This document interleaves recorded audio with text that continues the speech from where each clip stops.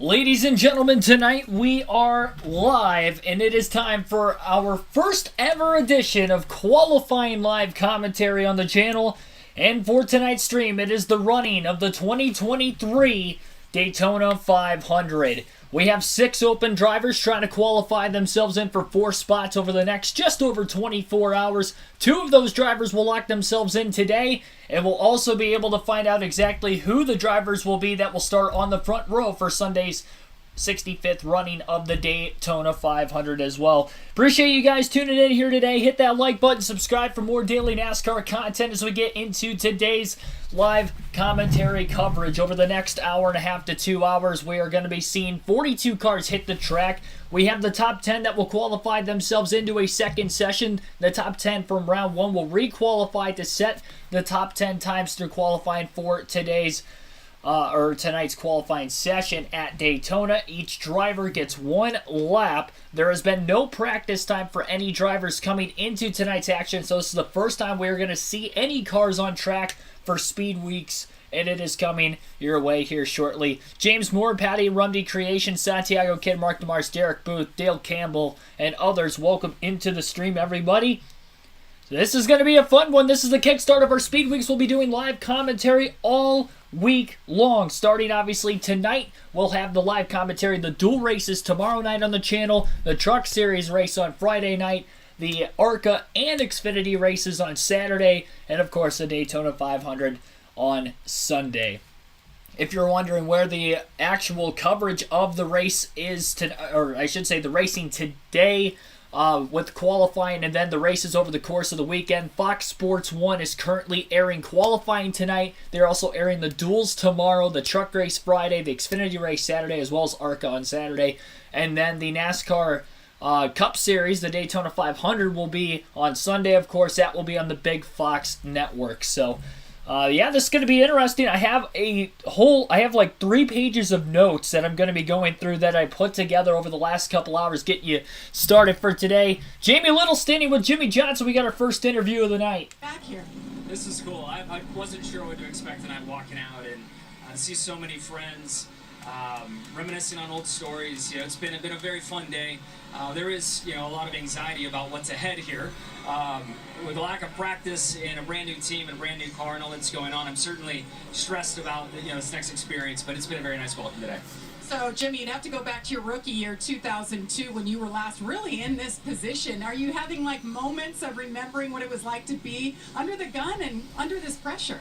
Yeah, I mean, it really is an interesting position to be in. And I took for granted all those starts that I had where I had a guaranteed spot locked in, but I've got a great group of people around me at Legacy MC, and to see all 3 crew chiefs and teams work so hard on our plate program and on my car to get me ready for this opportunity, I'm really grateful and look forward to making the most of it. All right, it's going to be fun to watch. Jimmy Johnson, 7-time champion, must qualify his way into Sunday's race. Josh? Here with Travis. And another interview now with Travis Pastrana as well from Josh Sims. Would help if you could have practiced. So what is the mood? What are you feeling heading into these qualifiers tonight? We talking about practice? No, we'll be fine. At the end of the day, there's not really anyone that knows exactly what the car is going to do in turn 1. Obviously, a lot of the rookies, a lot of us that are trying to qualify, haven't driven the next-gen car. I mean, I've never been out of second gear in a Cup car. We got a great team with 2311 and all the Black Rifle crew. Man, I'm just excited to get out there, have a chance to be part of the Great American Race. Yeah, and why was this the race that pulled you back, that you wanted to be a part of this weekend? I've been having the most seat time I've ever had. We came off of 2 championships last year, have some great sponsorship with Dixon and Black Rifle, and I said, you know what, if I'm ever going to get in, if I'm ever going to put my best foot forward, we're going to have a chance that this is going to be the year. I had a call with Denny, and him and Michael are the 2 most competitive people in the entire world, and they said, look, it wasn't just like, hey, yeah, bring your money. It was like, hey, come be a part of this program and help us get a Toyota, help us get a 2311 car to the checkered flag first, and maybe if we're a little lucky, it'll be us. Thanks and good luck tonight. Guys? He will be teamed with Bubba Wallace and Tyler Reddick. In about 4 minutes' time, we'll have the first car roll out to make their lap. The opening driver to make a lap under time today will be Chandler Smith for Colleague Racing. He is one of the open entries. I do have the 42 car list in order. I had to put it in order, so when I was giving you guys the stats, we were going to be able to give you proper analysis for each driver. So I tried to spotlight them the best I possibly could, I guess is what I'm saying. Leading into the start of this season, we have a bunch of new drivers, obviously trying to make some starts today. A lot of the open drivers are drivers that have either never made a Cup start or made just a couple, and there's even a couple chartered entries that are running for Rookie of the Year or maybe making their first Cup start as well. So a lot of young drivers in this field, but you got a mix of the old drivers as well. You got Kevin Harvick in his final season. You got Jimmy Johnson coming back into NASCAR, running up to 10 races this year.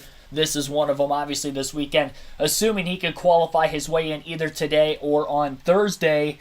This is fun, though. I've been excited for this one all day today. I've been excited for Speed Weeks really over the last 48 hours since I woke up Monday morning. I'm like, we're getting ready. I'm getting amped up. Hopefully you guys are too. And we're going to enjoy some great racing over the next 5 days. Not really racing today, but it's just cool to see cars at the track, especially at Daytona. And there is prestige in this event, even with the qualifying side of things. We have Alex Bowman trying to go for history today. He is trying to go for 7 straight front row starts of the Daytona 500. Nobody has ever done that in NASCAR history. He's one of the last drivers to qualify based on the opening session. All 42 drivers had a random draw in which they had pulled out yesterday. I think it took place at like 4 o'clock at the racetrack. Whatever the case was, though, they had a random pill draw, essentially, which set up the starting order for today's event. And one thing I've noticed, it seems like a lot of the first half of drivers that are going to be going are drivers that either missed the playoffs last season or are new to the Cup Series this year in particular. So it'll be interesting to see how this is going to go down. I'm going to try to update the leaderboard as quickly as I possibly can. Luckily, the laps at Daytona are pretty long, so I trust myself in being able to do this, but I'll try to do my best keeping up with the leaderboard and the chat at the same time, because I'm going to have to edit that literally after everybody qualifies. I might edit it when everybody qualifies, but if I have to edit a lot, I'll probably edit it during a commercial break or something of that nature. Because I want to be able to obviously get to the next driver statistically as well. It's going to be a lot to try to handle, honestly. I've never done qualifying on the channel before. This is a first, and the only reason I'm really doing it is because it's the Daytona 500. I was at Daytona last year. Although I missed not being there this year, it's awesome to be able to do this for you guys this weekend. I'm honestly thoroughly excited to see how this commentary is going to go over the next 5 days. It's going to be a lot of fun. It's going to be like running through a gauntlet, but it's going to be a lot of fun. Wade, welcome into the stream. Also, NASCAR Cup Series 2311 Racing, Earl Arnold Jr., Kenneth Clark, Smoking the Pot. Hope Travis makes it in the field. I hope so, too. The problem is, I don't trust him to make it just because he's got a lot less experience in NASCAR in particular over recent years, in particular compared to a lot of the other drivers that are in the open. Equipment wise, I think the Toyotas are going to be quick in qualifying. I think the Chevys and the Toyotas are going to be quick in qualifying. The Fords seemingly lack at Daytona in qualifying, but they're there in the race. So it makes me a little bit more worried, at least for tonight, for, say, Zane Smith. That extra front row entry trying to qualify his way into the Daytona 500 today. I think he's going to have more of a chance of trying to race his way in tomorrow, but I don't look at tonight of him being able to qualify. I'm going to make my predictions for who I think is going to qualify on the pole. I'm going with Chase Elliott to qualify on the pole. Hendrick Motorsports is absolutely dominant really over the last 2 decades. Doesn't matter what the car is, whether it is the next-gen car last year, whether it is the Gen 6, the car of tomorrow, Gen 4, it doesn't matter. They qualify on the front row a lot in the Daytona 500. And I think, honestly, because this is still a relatively newer car, I'm going with a guy, crew chief-wise, that has qualified on the pole for the Daytona 500 3 times. Once with Jeff Gordon, and then twice with Chase Elliott, all in 3 straight consecutive years, 2015 through 2017. So I'm going with Chase Elliott to qualify on the pole for the 500 today. I think Bowman's going to be able to keep that streak alive. I'm going to say he'll qualify outside of the front row. So I got Chase Elliott, Alex Bowman are my picks. I did not put a bet on that. I didn't look to see if there were any betting pools open on FanDuel for me to put a bet on that, but that is what I'm going with for predictions for today. And the two drivers who I think are going to qualify themselves in on time for tonight's action, I think Jimmy Johnson will qualify himself in. Even though he's not raced a next-gen car yet, again, the Chevys are just really fast in qualifying. I really trust him to be able to get it done. And the other driver who I'm going to predict to qualify their way in based off of today, honestly, I'm going to go with Chandler Smith in the 13 for Colleague Racing. I know he's the first car out there. It's a green racetrack, but again, the Chevys, I think, are going to be really quick. He's probably got the second-best equipment. Him and Johnson, honestly, I'd probably say Chandler Smith probably has a little bit better equipment than Jimmy Johnson, but honestly, they both have probably the best equipment when it comes to qualifying at Daytona today. So that's my picks. I'm not going to predict the whole running order, 1 through 40, 1 through 42, I guess, for today. Again, this will set the front row for the Daytona 500. They're getting started a little late. I thought the first car was supposed to take off at 8:15, but that's okay. Got more people tuning in. Let me know in the comments section what you think is going to go down today. You think Jimmy Johnson's going to qualify his way in tonight, or is he going to race his way in tomorrow? That's probably the biggest question. Obviously, he's a 7-time champion. He's an 83-time Cup Series winner. It'll be interesting. We got 55 people watching already. Appreciate you guys tuning in. The Clash, I think we topped out at like 98 people watching the other day. It was an exhibition race, so I wasn't expecting that much. And I'm surprised we have this many people in for qualifying nonetheless. But this is the biggest race of the year. I can see a lot of you guys are excited too. It's going to be a lot of fun this week. Be sure to hit the like button. Only 14 likes. 55 people watching. Smash the like button. Subscribe for more daily NASCAR content. Again, Chandler Smith for Colleague Racing will be the first driver to qualify when they come back from the commercial break. He is one of the 6 open entries. 20 years of age, he will be the youngest driver to qualify for the Daytona 500 this weekend. He was third in the Truck Series points last season. 5 career truck wins so far. This is going to be his first career start in the NASCAR Cup Series if he is able to qualify today. He has not even ran a full-time Xfinity Series season in his career. Only in the trucks he has ran full-time over the last couple of seasons for Kyle Busch Motorsports. We'll see, though, what he'll be able to do today. Can he get in? Barbed Wire, Jackson Thomas, Brian Burt, thanks for tuning in. Again, if you're new, also hit that subscribe button. We were only 12 subscribers away from 3,500, so we should be able to get there tonight. So definitely hit that subscribe button. Helps me out a ton. Makes me available to continue to do these kinds of streams for you guys on the weekly. You don't usually see my face this big in the live commentary picture, but because there's no race statistics to actually show you guys today, it's going to be a little bit different setup for qualifying. But you'll see the, if you tune in tomorrow night for the dual races, you'll see the usual setup where we'll have the raw feed on NASCAR's website. It'll have the live leaderboard, lap times, lap counter, all that good stuff that you would want to see statistically when watching a NASCAR race right here on the channel, and my commentary to go along with it.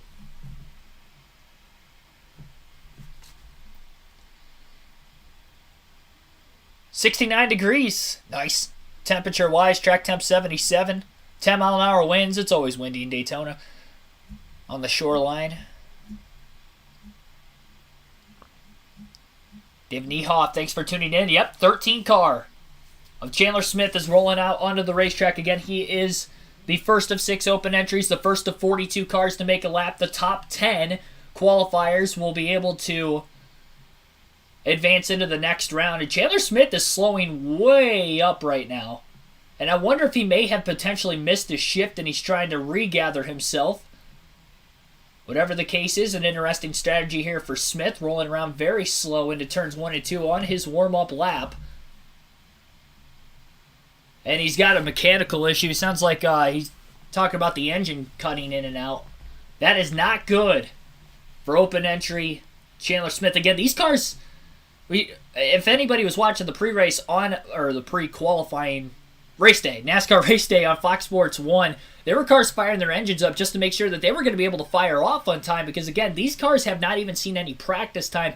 Very unusual for Daytona. Even last year with having qualifying on a Wednesday night, they still ended up having a practice session earlier in the day, mostly single car practice session just to be able to make sure that there were no mechanical issues, and we have a mechanical issue here with our first qualifier, so this will be interesting.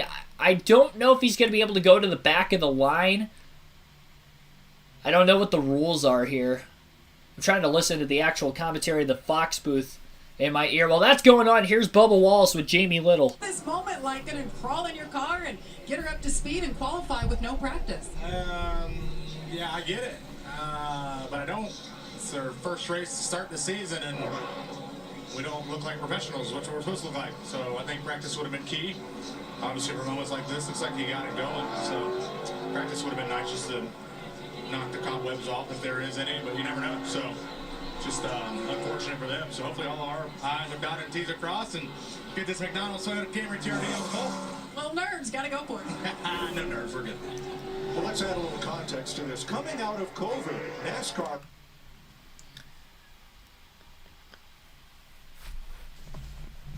So he is running on the back straightaway, but it does not look like he is up to speed at all.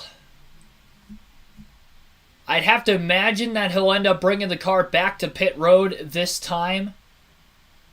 This is going to stink for Chandler Smith, though, trying to make his first career Cup start at the Daytona 500 this weekend. They're going to go to work on that car as soon as they bring it onto pit road. I'm not sure if they're going to be able to give him a chance to re-qualify once all 41 other cars go out to make their first qualifying lap of the night.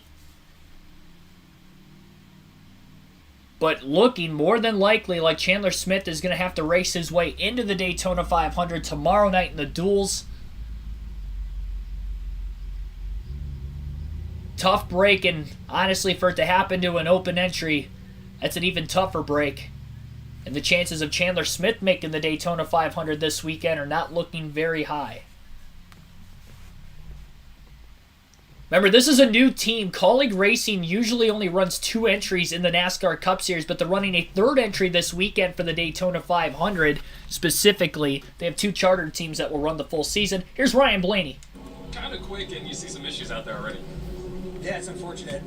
They had issues, it seems, but you hope you got everything in line. We spend all off season making sure our 500 cars are the best they can be, and everything's tight, ready to go. Sometimes you'll see mistakes, but hopefully we don't have that. I got faith in our Penske boys. See what speed we have in our Menards Ford Mustang, and I'm excited to see what lap we got. Ryan Blaney's been a runner-up a couple times here in the Daytona 500, guys.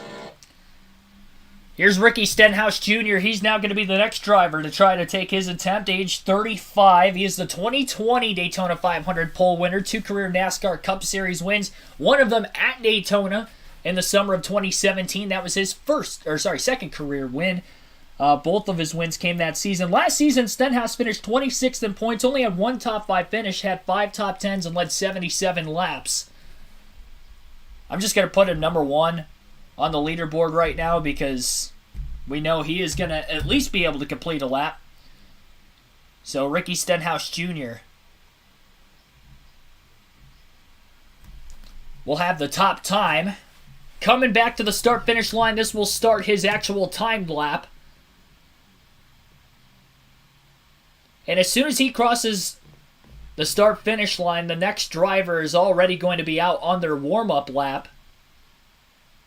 Well, the driver who is finishing up will be on their cool-down lap, so this is going to be flown by pretty quickly here as long as we don't have any more mechanical issues.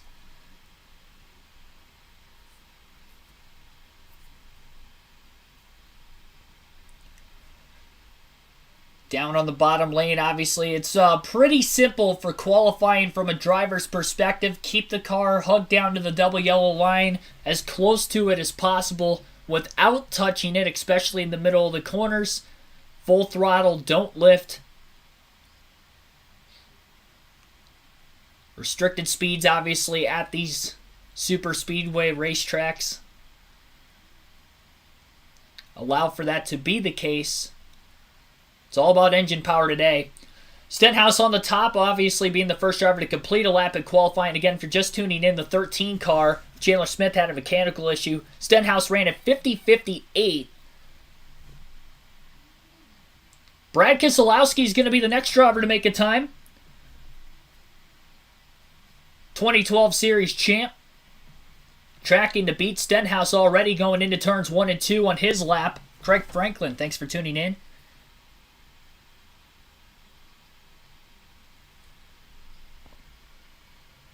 .224 laps led, a stage win, 24th in points, 1 top 5 and 6 top 10s for Stenhouse last season. Going into his age 39 year, well ahead of Ricky Stenhouse Jr. And of course, more rubber going to be laid down as there will be more grip as we go from run to run to run.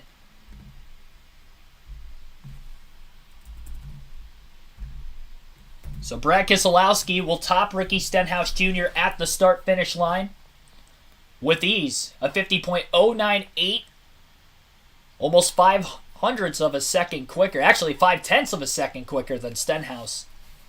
You don't usually see the Fords too fast to qualify, and it'll be interesting to see how everybody else will do. Now, Chandler Smith is back out on the racetrack. NASCAR's allowed him to try to make another lap once again. Again, he ended up having the engine cut in and out on him multiple times. Had to get a push truck to get him back into the pits, and it looks like he is slowing up once again in turns 3 and 4 as he is not at speed.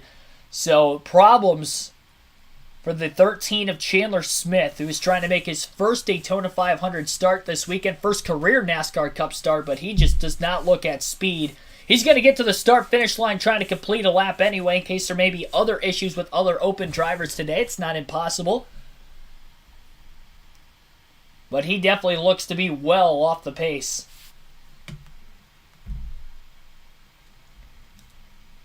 Wish NASCAR could have given him maybe a little bit more time, but there are obviously some major issues with that race car. I'm curious to see what his lap time is going to be, but he, at least looking on TV, looks way off the pace.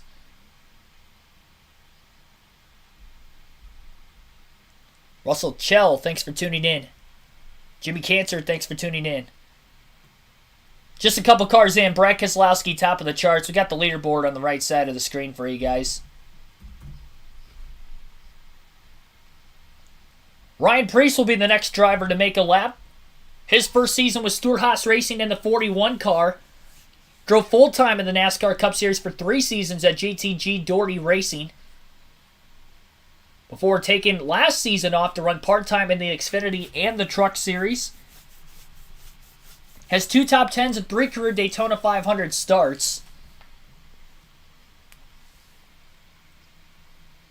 Last season in the Xfinity and Truck Series combined, he had 13 starts, had 11 top 10s and 8 top 5s in those 13 starts. Very competitive while running in top-tier equipment in both of those series, and for the first time in his NASCAR Cup Series career, he'll be in top-tier equipment. Very close right now to tracking for the pole time on Brad Keselowski, but again, we are still very early into this qualifying session. Only 3 drivers have completed a lap so far.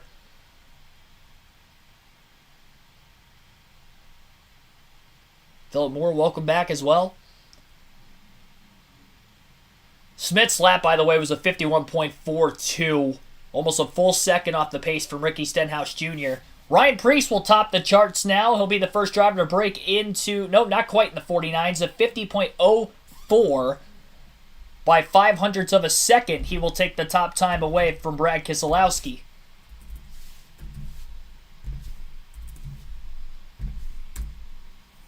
So Ryan Preece to the top of the charts in the early going and qualifying. Justin Haley will be the second Colleague Racing entry to make his qualifying lap today.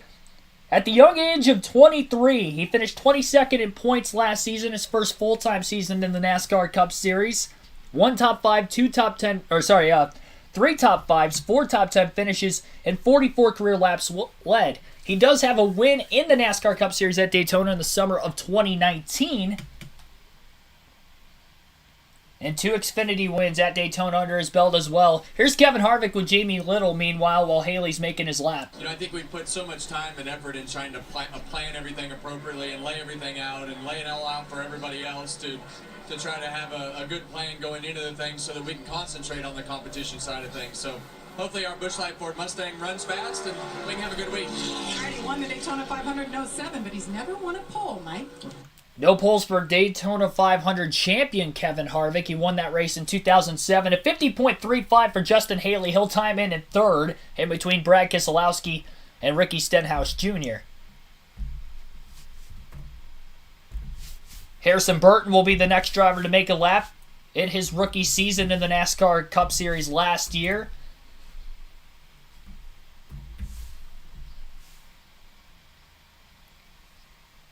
Son of Jeff Burton, of course. Harrison finished 27th in points last season. 1 top 5, 2 top 10s, 35 laps led. He did not have a good speed weeks last year.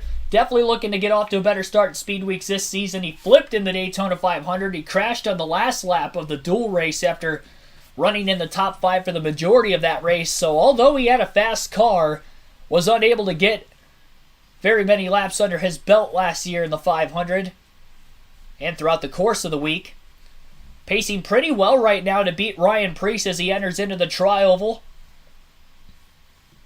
Harrison Burton with a 50 flat.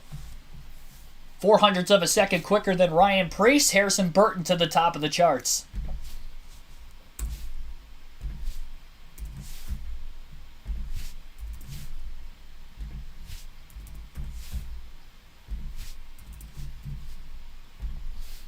Here's Joey Logano. How do you keep that going? With Josh I hope Sims. so, right? I mean, it all starts here in qualifying and getting a good spot for the duel, and then trying to work your way through it. There's some points for the duel, so we want to get those as well. And see, we got so far the Fords are looking pretty good. I know we're early in qualifying, but the Fords are looking good so far. So hopefully the big bright yellow shell Mustang can make it happen too. Thanks and good luck, Joey. New ride for Ty Dillon. He's with Spire Motorsports. Going to run the whole season in this number 77. Well, there you go. You heard it from Mike Joy. I didn't get to cut him off in time. Christopher McComas, thanks for tuning in. Also, Ty Dillon making his lap right now. He is tracking outside the top 5, but ahead of slower car Chandler Smith. First year in the Spire Motorsports Chevrolet for Ty Dillon. He'll be running full-time. That is a chartered race team. And the only car he is going to beat will be fellow Chevy driver Chandler Smith. The 51.05 for Ty Dillon. He'll be 6th as of right now.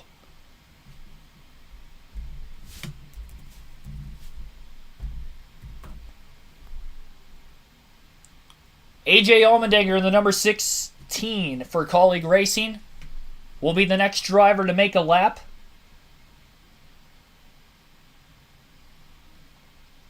I think Connor Daly had some mechanical issues or something because he was supposed to go out before Ty Dillon. More on that in a little bit. Allmendinger will be the 8th driver to make a lap this qualifying session. 41 years of age, but plenty of experience in stock car racing at the top level. Raced for a plethora of different teams. The famed 43 car raced at Penske for a couple seasons. In both the Xfinity and the NASCAR Cup Series. And now his first season in Colleague Racing in the Cup Series. Made it to the championship one time in the NASCAR Xfinity Series over the last couple of seasons. Allmendinger ran 18 Cup races last year, had 8 top 10s, 3 top 5s, and led 30 laps in those 18 races. Pretty good on the road courses and the ovals last year.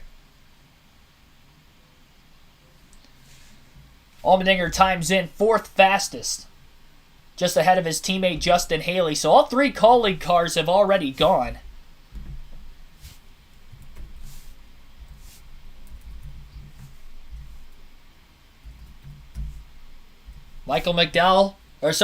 Connor Daly with Jamie Little. Michael McDowell making his lap right now. What happened with your car? I'm a big NASCAR fan, so I'm out here just trying to watch and gain some experience. But honestly, we had a very 1 in a million type thing, the oil heater, which is important for qualifying.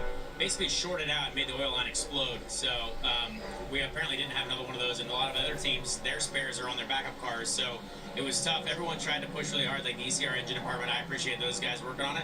But yeah, I just talked to one of my mechanics who worked on my Xfinity car a couple years ago, and he was like, yeah, I've never heard of that happening ever. So I was like, great, well, 1 in a million type stuff. We'll see what happens tomorrow. All right, he's got to try to race his way in tomorrow night, Mike. That's right. All right, Michael. So another open entry having a mechanical issue as they blown an oil line, it sounds like, for Connor Daly. So he will not be able to make a lap time for the money team. They qualified with Kaz Gralla last season. Michael McDowell timed in at 4th quickest, by the way, with a 50.21. Currently on the racetrack would be Corey LaJoie, making his 3rd season for the Spire Motorsports number 7 team.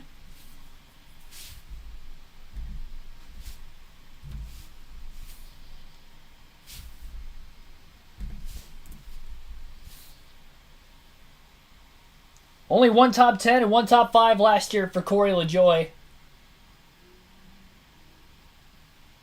A little bit of a downgrade in the statistic category from year 1 to year 2. Finished 29th in points in 2021. Last season, though, a little bit worse. 31st in points. He had 1 top 5 and 1 top 10 in both seasons. Corey LaJoie will time in at 9th quickest, it looks like.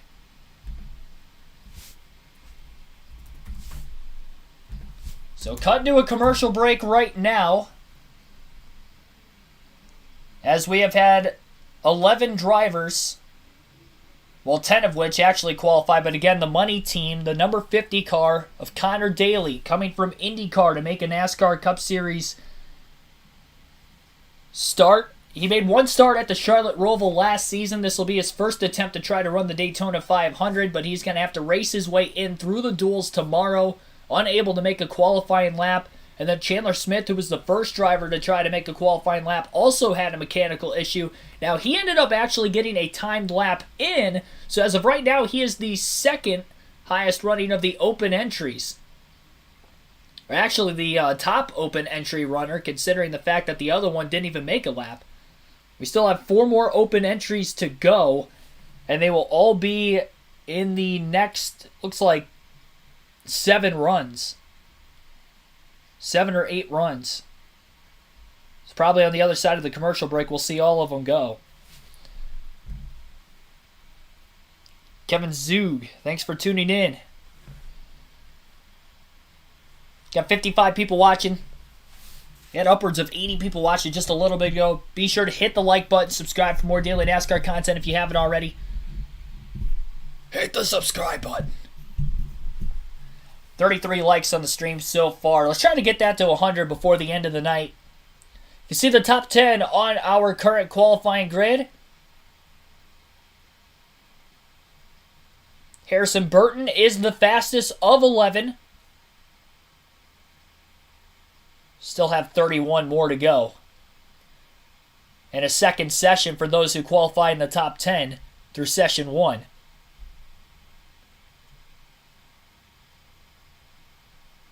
Thanks for wearing a Team Penske hat, though, for sure. It's my Ryan Blaney hat. Same one I was wearing during the Clash stream a couple weeks ago. Jimmy Cancer, thanks for tuning in also. I think I might have shouted you out already. Mark Vickers, thanks for tuning in.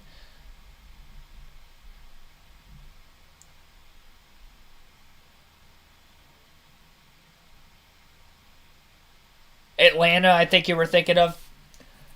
Yeah, he didn't get a top 10 that day, but he did compete for a win in the summer Atlanta race. Went head-to-head with Chase Elliott towards the end.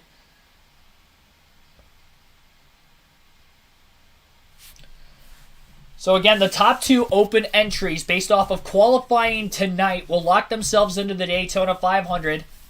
Only 2 of them have had a chance to make a lap, and both of them had mechanical issues. Now, Chandler Smith was able to actually get a lap in, but well off the pace. So he, although has a timed lap, that will not hold as long as the other 4 entries are able to actually get a lap in with no mechanical issues, and Connor Daly was unable to make a lap, so we know for a fact that he is definitely going to have to try to race his way in tomorrow.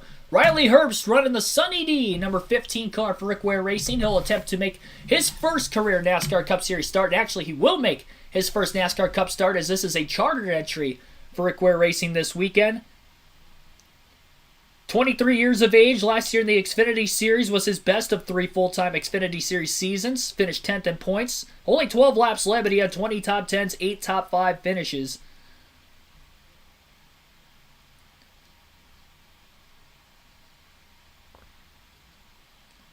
Gotta love the Sunny D paint schemes. Bright and beautiful. Tony Stewart on commentary throughout Speed Weeks for the NASCAR Cup Series action. And of course, this is his driver in the NASCAR Xfinity Series in the number 98. He'll time in 8th quickest around the other Chevys of Stenhouse, Dillon, and LaJoie. Next out on the track is going to be Noah Gragson in the 42 for Legacy Motor Club. He made 18 Cup starts last season in the 62 for the Beard Motorsports program on the Super Speedways. Also had some Super Speedway and Oval starts in the 16 car for Colleague Racing. Split time with AJ Allmendinger, Daniel Hemrick in that ride last year. And also filled in for Alex Bowman, who got hurt in the playoffs last season, was out with a concussion for 5 races, ran 5 races there. 1 top 10 finish for Noah Gragson in those 18 races. Got a nice looking windy scheme.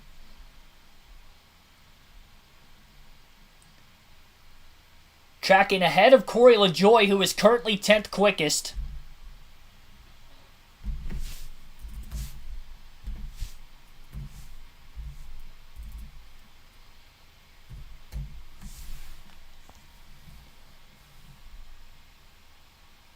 A lot of the teams so far, at least the drivers, having a hand right next to the window net. We saw this over the last couple years at super speedways during single car qualifying, trying to help the airflow, not put as much side force on the car, or put more side force on the car while they are in the center of the corners. Here's Ross Chastain. For everybody on our Advent Health Chevy and everybody at Trackhouse, it's not been the normal off season that we're accustomed to in the industry. A lot of waiting to get back to the track and waiting on our parts to come back in, whether they got recertified or new clips or whatever the case may be. So that left a lot of time for the mind to wander and the heart desire to be better. And we have a lot of desire to continue to prove that we belong here and that our arrival last year wasn't a fluke. Well, the good news is the wait is over, Ross. Good luck. Todd Gilliland on the racetrack right now in the 38 car for Front Row Motorsports. Gilliland will be running most of the schedule, but not all of it. He'll be splitting time with Zane Smith, who will be the next driver to qualify. Gilliland had 2 top 10 finishes in his rookie season last year, in which he did run full-time, 28th in points, 1 top 5, and 11 laps led. Had a top 3 finish at the Indianapolis Road Course. He'll time in 11th quickest with a 50-50. Noah Gragson with a 50-30. Jumped up to 5th in his qualifying lap. He is the fastest Chevrolet right now. And of the 5 Fords that have qualified, Gilliland is last of them. And the only one not in the top 4. Next driver will be Zane Smith. He'll be the 3rd open entry to try to make a lap.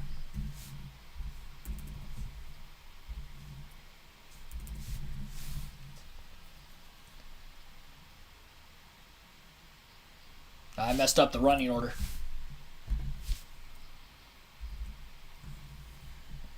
There we go. So Zane Smith, looking like he's having a little bit more pace than his teammate Todd Gilliland, who just made a lap. He's hovering right around where Michael McDowell was. A little bit off of the front road time, which is currently held by Harrison Burton and Ryan Preece. But looking like it's going to be a really good time, and this could potentially qualify him into the Daytona 500. Again, this is the 3rd open entry. He is the fastest of the 3 so far, 6th fastest overall with a 50.32.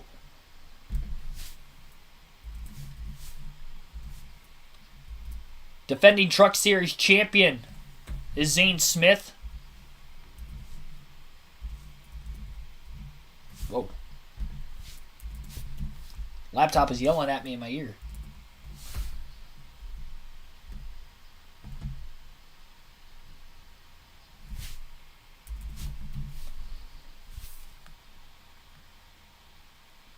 Chris Buescher pacing right now ahead of Stenhouse, who is now the new driver that is back in the 10th place position. But you're probably going to want to be much higher than around 10th if you're going to want to make your way into the second session.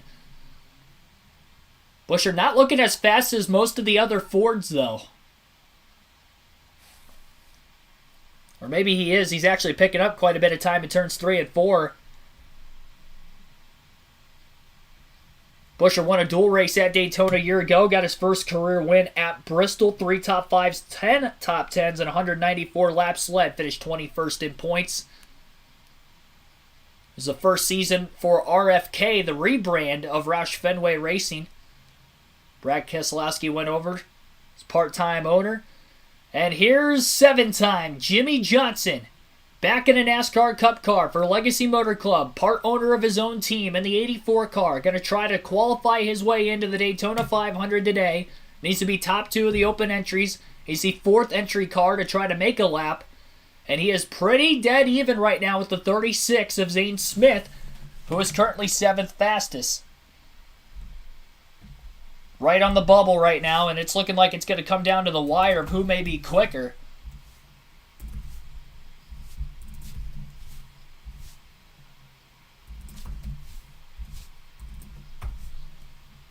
Chris Buescher was 2nd fastest with a 50.03 as well.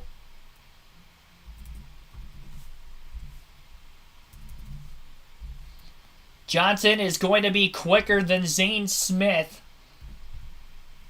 which means Jimmy Johnson may be on his way to qualifying for the Daytona 500. 5th fastest for Jimmy Johnson with a 50.2.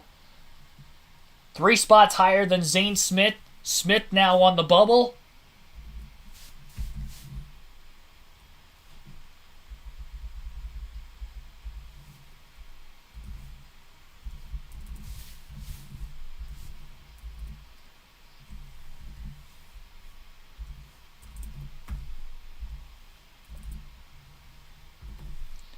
So Jimmy Johnson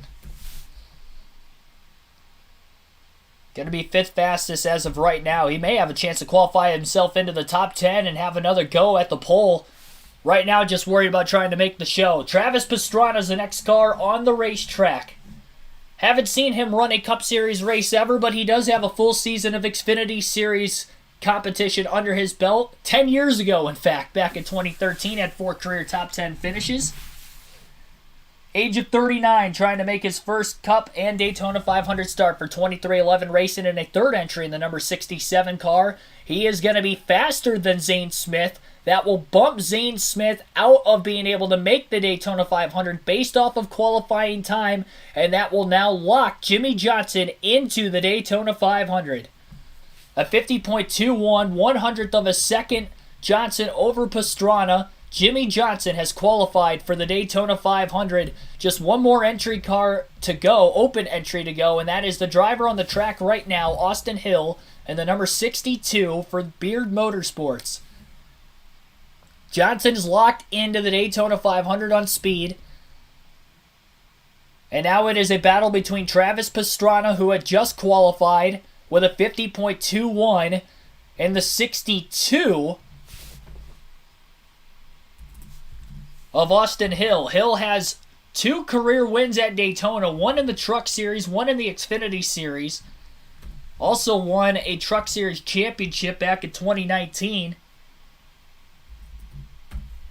And even won at Atlanta as well last season, so has 3 restrictor plate victories in the lower series.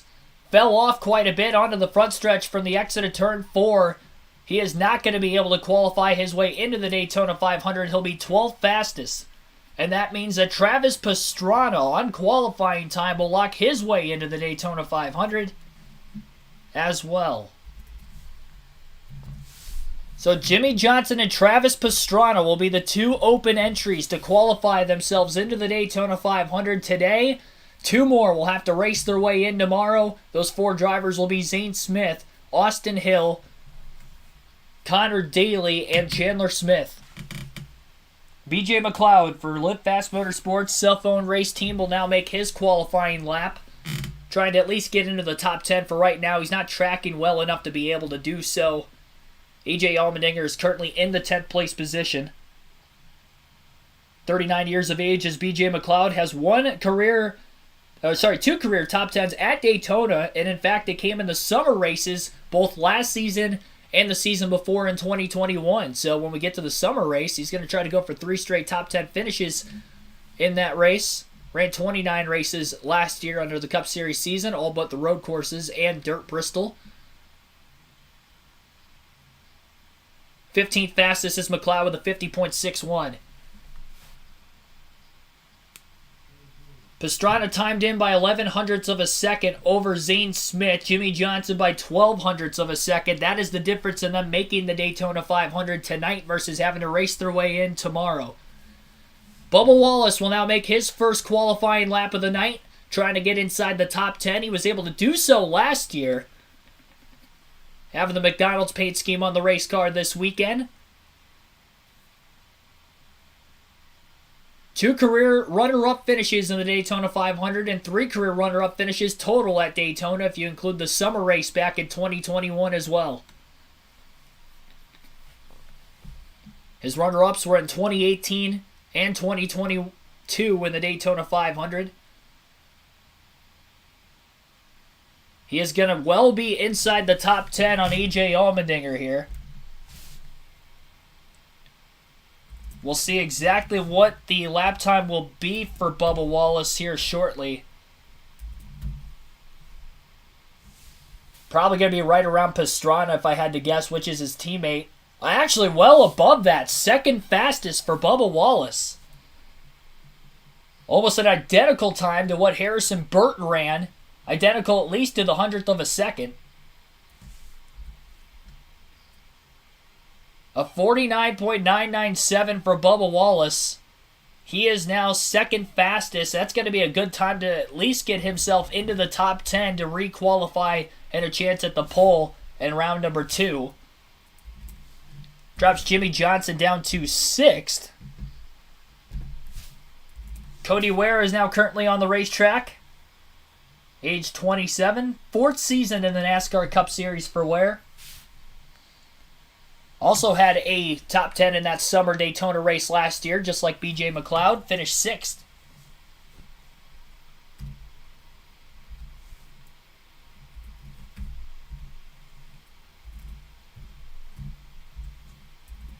Leaderboard is all caught up right now. Harrison Burton still at the top. Cody Ware will time in with a 50.8, 17th fastest right now, just ahead of his teammate Riley Herbst.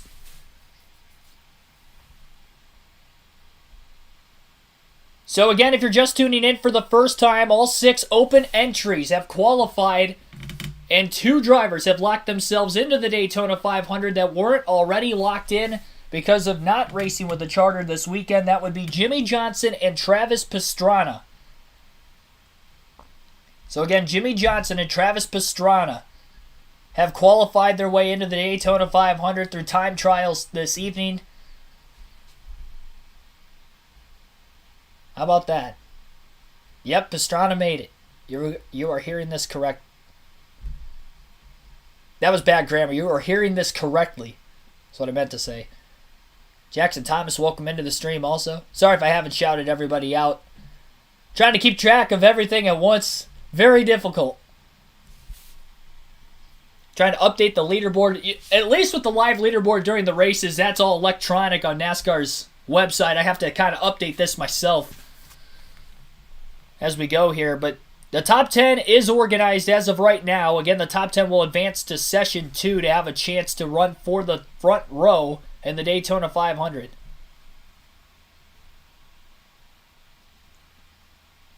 We still have 20 drivers yet to qualify. And the next driver will be Kevin Harvick when they come back from the commercial break.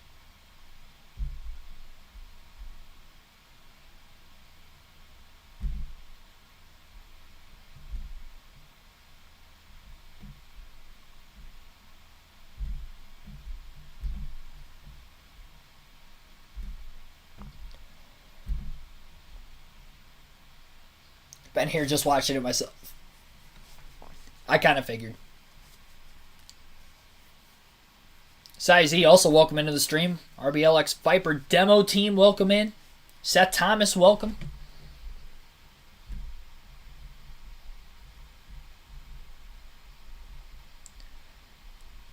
Got 39 likes on the stream. We've had upwards of 80 people watching. Be sure to hit the like button if you have not done so already.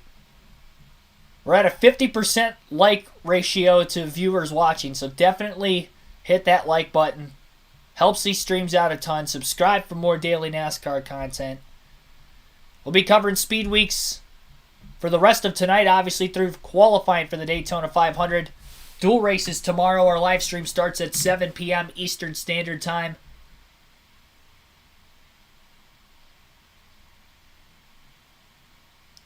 (7:30 p.m. Eastern Standard start time for the Truck Series race on Friday. Xfinity on Saturday, as well as ARCA in the Daytona 500 on Sunday. Here is Jimmy Johnson with Chris Sims. Great.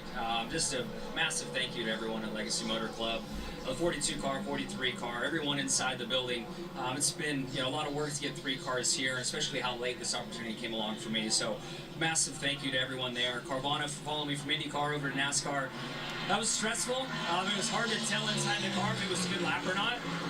The RPM range is much different than the last time I was in a car, and it just sounded flat and felt slow. But we're sitting in a great spot. It's the fastest uncharted car, and I'm very thankful for that. Jimmy Johnson back in the Daytona 500, guys. Final season for Kevin Harvick as he is currently on the racetrack. Him and Jimmy Johnson will be the oldest competitors in the Daytona 500 this weekend, both at 47 years of age. Harvick made his debut after the 2001 Daytona 500, 23rd Cup Series season, 60 career Cup wins, 2007 Daytona 500 champion, and Series champion in 2014. Last season might have been a down year for Harvick, 15th in points, but a year before that went winless, got 2 wins last season, back-to-back at Michigan and Richmond, 9 top 5s, 17 top 10s, 119 laps led. Harvick will time in 5th quickest with a 50.088, trying to qualify himself into the top 10 so he can then have a shot at the pole.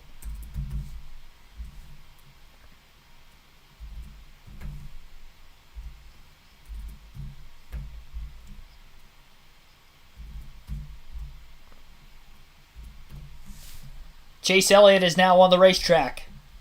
Elliott won the most races in the NASCAR Cup Series last season with 5. 4th in points after that championship finale at Phoenix.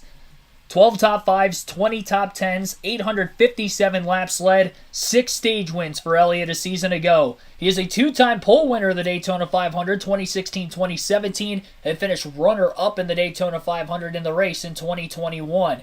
He is my pick for the pole today. He is, as of right now, tracking to get inside the top 10. But a lot of the Fords looking very quick in qualifying for the 500. Not usually the case. The Chevy's usually the dominating manufacturer, but right now they seem to be struggling compared to years past. Elliott really good off turn 4. He's going to pick up 4th fastest, 50.033. He wasn't tracking towards the very top, but he was tracking pretty well. Here's Jamie Little with Travis Pastrana, who also qualified his way into the 500. Wild things in his career. How did qualifying for the Daytona 500 and making it in the field compare? I tell you what, qualifying for the 500, this is literally a dream come true. All my friends, my family, this is bigger than big. Thank you so much to Black Rifle Dixon for giving me the opportunity to be here, and for Denny and Michael and everyone at the 2311 team for giving me a great car. I was sweating having to go to tomorrow. Now, like Kurt Busch said at the end, he's like, now we go to tomorrow, now we learn. Now the work starts. Now you get to go racing in tomorrow. Congratulations. Thank you. Chase Briscoe for Stewart Haas Racing in the Mahindra Tractors Ford, signed a multi-year deal in the offseason, and here's the driver's eye view. Another one of these Fords. So Chase Briscoe out on the racetrack got his first career win and first playoff entry last season. Won at Phoenix earlier in the year. Made a round of 8 run. Had 6 top 5s, 10 top 10s, 4 stage wins, and 280 laps led a season ago. Briscoe, despite only being in his third season in his Cup career going into this year, he is at the age of 28. Had a lot of experience in the Xfinity and Truck Series before getting his chance in the Cup side. And we have a new fast lap as Chase Briscoe times in at the top with a 49.869. Here's Denny Hamlin with Larry Mack. I've been an owner tonight. Where we qualify with our FedEx Camry, we feel like we're going to win from anywhere, but so happy for Travis. After you see his interview, I mean, that's what we see all the time with the people that are around him. So really happy for Travis to be able to live out his dream and run the Great American Race here on Sunday. Mike, he was excited, but I don't think he's excited as Travis Pastrana. No. Ty Gibbs in the Interstate Batteries Monster Energy Toyota. Now you see 2 ghost cars.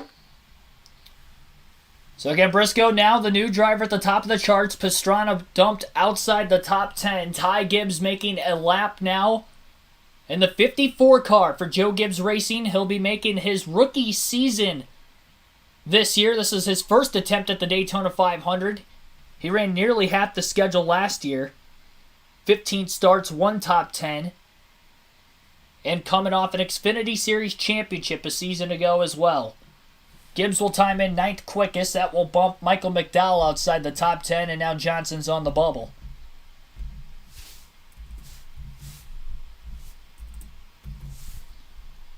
Gibbs not quite as quick as some of the other Toyotas that have made a lap. Actually, the only other Toyota that made a lap of Bubba Wallace. I guess he was faster than Travis Pastrana, but I'll give Pastrana a little slack considering it's his first time ever in a Cup car on an actual racetrack. Ross Chastain will be the 27th driver to try to time in the Daytona 500 through qualifying tonight. He is already locked in because of a charter entry. I kind of worded that weird. 30 years of age is Ross Chastain. Finished second in points last year to only Joey Logano. 2 wins, first 2 of his Cup Series career, both at COTA and at Talladega a season ago. 692 laps led, 6 stage wins, 21 top 10s, and 15 top 5s. His best career finish is 7th in the Daytona 500 with Chip Ganassi racing in the 42 car back in 2021. Had a good run here for Spire Motorsports in the 77 a couple years ago as well. Chastain will be 6th quickest in session number 1 right now. And that will now bump Jimmy Johnson outside the top 10. But Johnson, again, will be in the Daytona 500 as well as Travis Pastrana based off of qualifying today. And here is the defending series champ, Joey Logano. Logano had 4 wins a season ago, 11 top 5s, 17 top 10s. 7 stage wins and 784 laps led. 32 years old, but doesn't lack the experience. Going to be in his 15th year in the NASCAR Cup Series once the Daytona 500 green flag flies on Sunday afternoon, and he is now a 2-time NASCAR champ. Of course, again, won last year, won in 2018, and he's already a Daytona 500 champ as well back in 2015. Over 30 career wins in the NASCAR Cup Series. Logano trying to track right now for the pole, at least in session 1. Again, the top 10 re-qualify into session number 2. Very close. Second fastest at the line with a 49.881, 12 one-thousandths of a second slower than Chase Briscoe, who still holds on to the top time.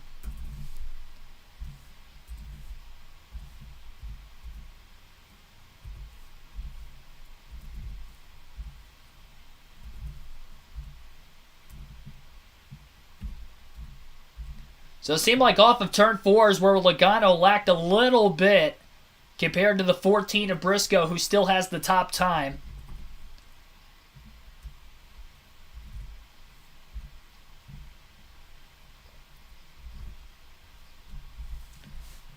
A lot of the Fords, though, at the top right now. 1, 2, 3, and 5 in the top 5 for Fords, and all for 4 different teams. 43 car of Eric Jones next to make a lap. Still in the 43 car, but the newly rebranded Legacy Motor Club. His first career win came at Daytona in the summer of 2018. 1 win last season. Did not make the playoffs, finished 18th in points. Led 147 laps, had 3 top 5s and 13 top 10s. That win came at Darlington in the Southern 500. His second win at Darlington and his 3rd career win total in his NASCAR Cup career. It was the first win at Darlington since 1967 for the number 43. Jones does not qualify himself into the top 10 as he has just completed his lap, and now Kyle Busch is on the racetrack. Longtime driver, the number 18, now with Richard Childress Racing in the number 8. The 37-year-old will be making his 18th career Daytona 500 start this weekend, has 5 career top 10s, a runner-up finish is his best. He has never won the Daytona 500, despite the fact he has 60 career NASCAR Cup Series wins, many Crown Jewel wins outside of the Daytona 500. He has never qualified on the pole for the Daytona 500 either, and he is pacing very well into turns 3 and 4 on the 14 of Briscoe. He's going to lose just a little bit off the exit of the corner. That seems to be where Briscoe was at his strongest in his qualifying lap. It'll be close, but no cigar. Busch will get into the top 10 as he will be third fastest with a 49.920. And that will now bump Brad Keselowski below the top 10.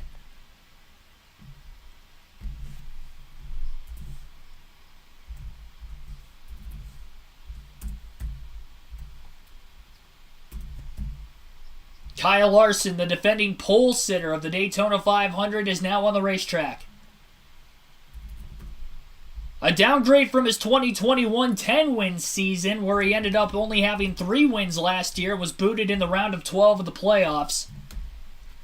Larson going to try to go for his second championship and his second straight pole in the Daytona 500. He's tracking very well to current pole sitter Chase Briscoe, at least in round number 1.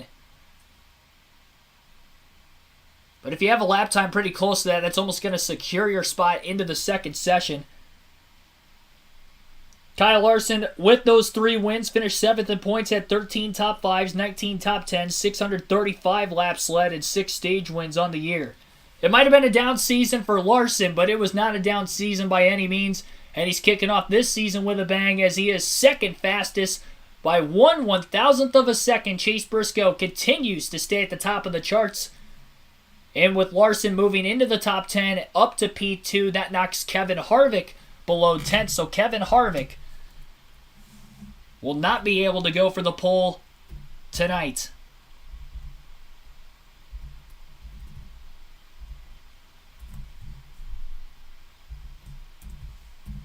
Next car on the track will be Austin Dillon. 2018 Daytona 500 champ is Dillon.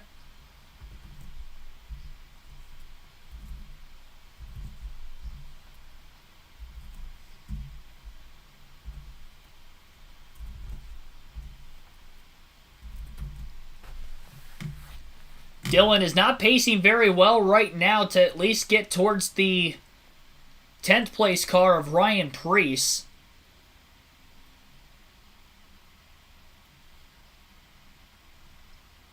In 2014, Austin Dillon won the pole for the Daytona 500 in his rookie season as well, and he did win the summer race at Daytona last season in this next-gen car. But it looks like he's going to have to requalify through the duels tomorrow as he will not be able to crack the top 10. So Kyle Busch, 4th fastest through session number 1 so far. And that is through 32 cars qualifying. 1 did not make a lap. That was the 50, Connor Daly.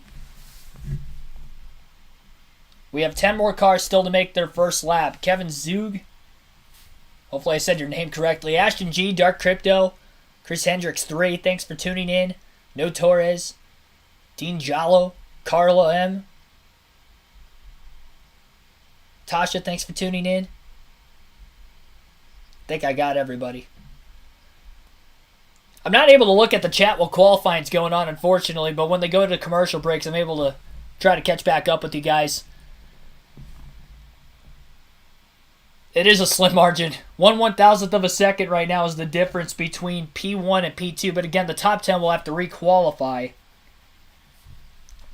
Currently on the bubble right now, the last 3 drivers that are in the top 10 would be Chase Elliott, Ross Chastain, and Ryan Preece. A lot of Fords inside the top 10. 1st, 3rd, 5th, 7th, and 10th right now. 5 Fords in the top 10 currently. Quite a few more Toyotas still have to go. The next driver to make a lap will be Eric Almirola, and the number 10 for Stewart-Haas Racing. Eddie Overcash, thanks for tuning in. Who I have winning Sunday? Tune in pre-race Sunday. I'll have the answer.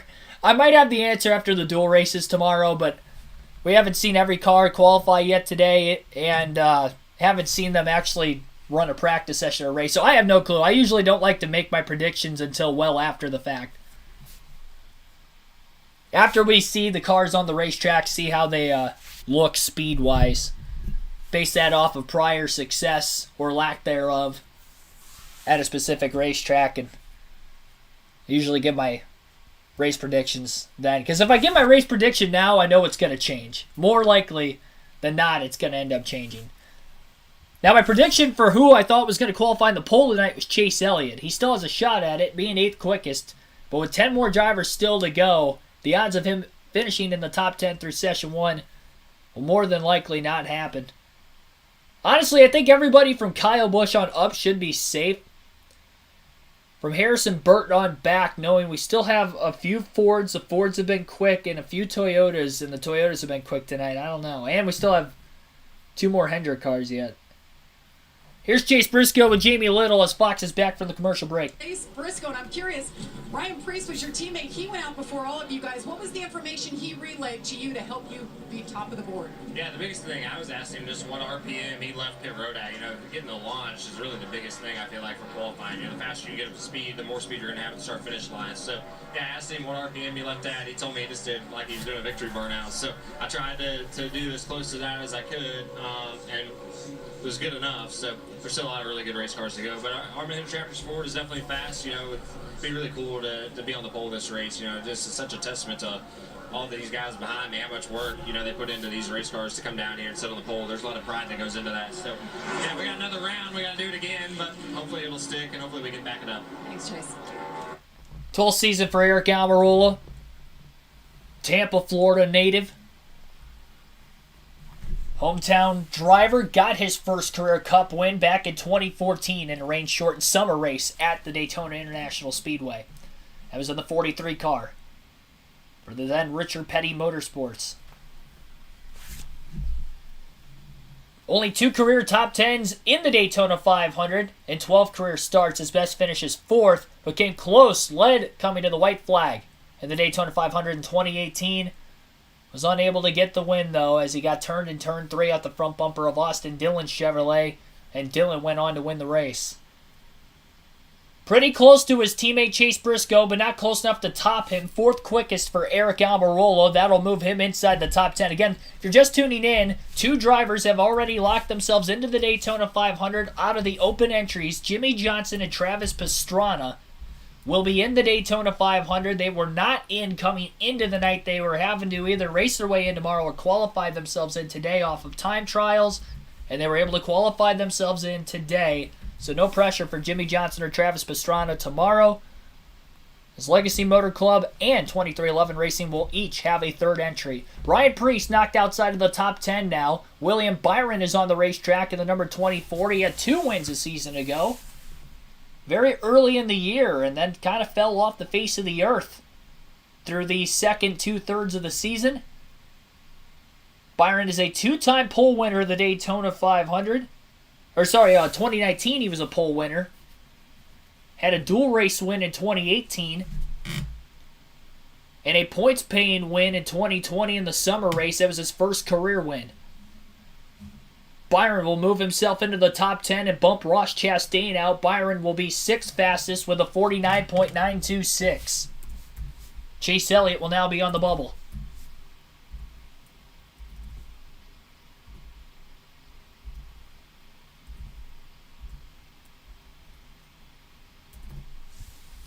Ryan Blaney now on the racetrack.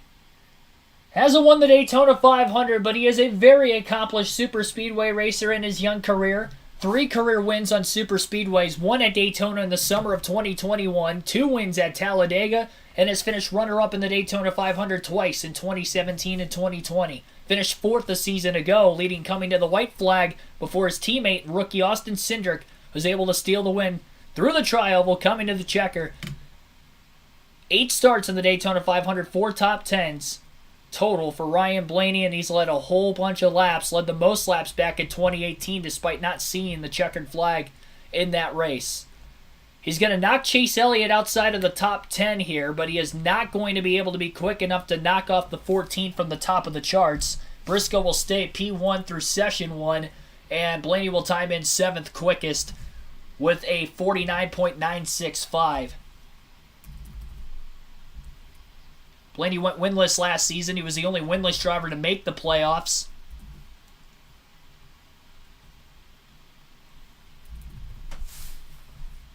Chris Buescher is now the final driver in above the cutoff line, and the 19 of Martin Truex Jr. will be trying to go for his second career pole in the Daytona 500. He was a pole sitter in 2009 in that rain-shortened race.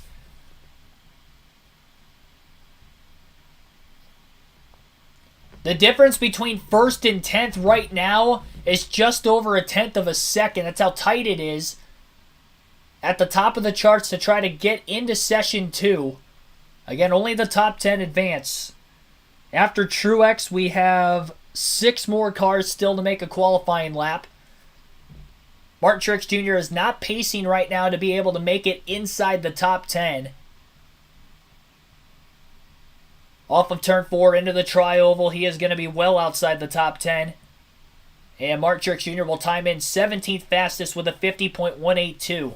6 drivers still to go. That means that Chase Briscoe, Kyle Larson, Joey Logano, and Eric Almirola will be locked into session 2. And Chris Buescher still on the bubble. The third and final 2311 Toyota will make his lap. That will be Tyler Reddick in the 45. Got 3 wins last season, his first 3 of his career, but it was in the 8 car for Richard Childress Racing. 2 wins on a road course, 1 on an oval for Reddick. He finished second in the summer race at Daytona last season. In his 4 career Daytona 500 starts, he has failed to finish inside the top 10. In his 5th attempt this weekend, going to try to get that first. And get his season started off with his new team kicked off with a bang.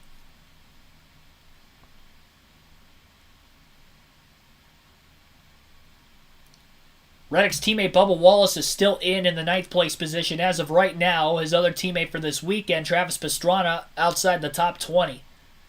Reddick is right around where Truex and Ty Gibbs have been. It'll be 17th quickest right now for Reddick with a 50.108.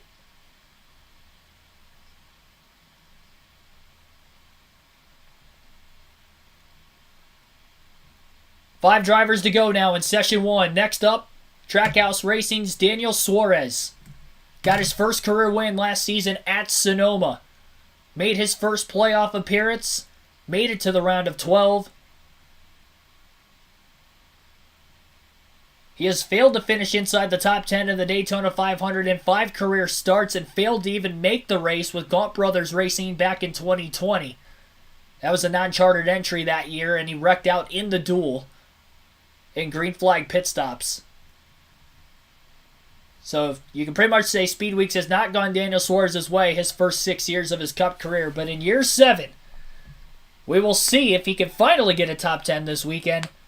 And he's starting off pretty good, as he is looking as if he will get inside the top 10 for right now, and barely. A 50.022, that'll be 10th quickest. That'll bump Chris Buescher out by 9 1/1000ths of a second. Daniel Suarez is the last driver in. He qualified in the top 10 last season in the Daytona 500, trying to do it 2 years in a row. He's got 4 more drivers behind him, and next up is Mr. Restrictor Plate himself, Denny Hamlin. 3-time Daytona 500 winner is Hamlin. He has the most Daytona 500 victories of any current driver in the NASCAR Cup Series. 2016, 2019, and 2020 were the 3 victories, all in recent years for Hamlin. He is not pacing fast enough as of right now to get himself inside the top 10, and he's probably going to be right around where the other Toyotas who have recently gone of Ty Gibbs, Tyler Reddick, and Martin Truex Jr. He's probably going to be outside the top 15. It's strange that Bubba Wallace was able to qualify inside the top 10. He's the only Toyota inside the top 10 right now. And If I remember correctly, I thought that was similar last year, too.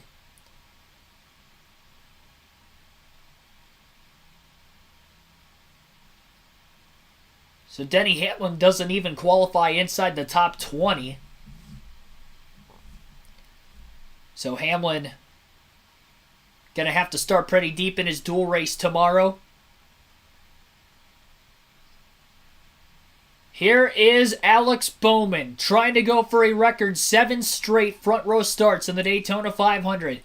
Although this is session 1, he only has to get into the top 10 through this first session. Bowman is coming out of the gates hauling the mail right now through turns 1 and 2. He is tracking well ahead of current pole sitter Chase Briscoe. This would bump Daniel Suarez outside of the top 10. And, excuse me, it's 5 straight years. Trying to go for 6 in a row, but still trying to go for a record for most front row starts in consecutive years. Bowman is a 2-time pole sitter at the Daytona 500 in 2018 and 2021. A 49.717 for Alex Bowman in the Ally number 48 car. A 10th and a half quicker than Chase Briscoe. Somebody needs to tech that car. I mean, this is ridiculous. A 10th and a half quicker than the second fastest car. And the difference between second and currently 10th place is barely over 1/10. Bowman was almost 3/10 quicker. Actually, almost 3/10 quicker than Bubba Wallace, who is in 10th currently. That is insane. On a super speedway, especially, that's insane. I could see that on a short track. And even that would be difficult. Christopher Bell's the next man on the clock. Second to last driver, trying to knock out Bubba Wallace. Ryan Blaney is now locked in after the last couple of qualifying times.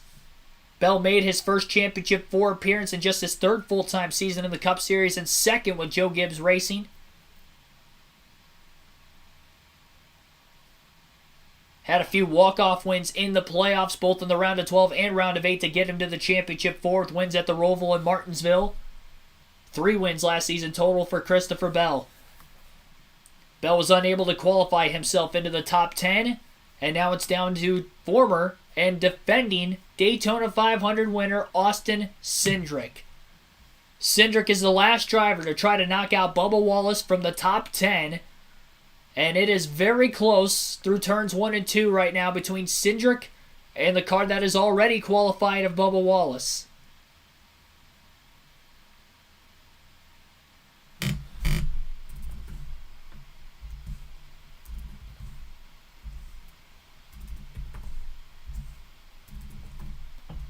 Cindric pacing pretty well still.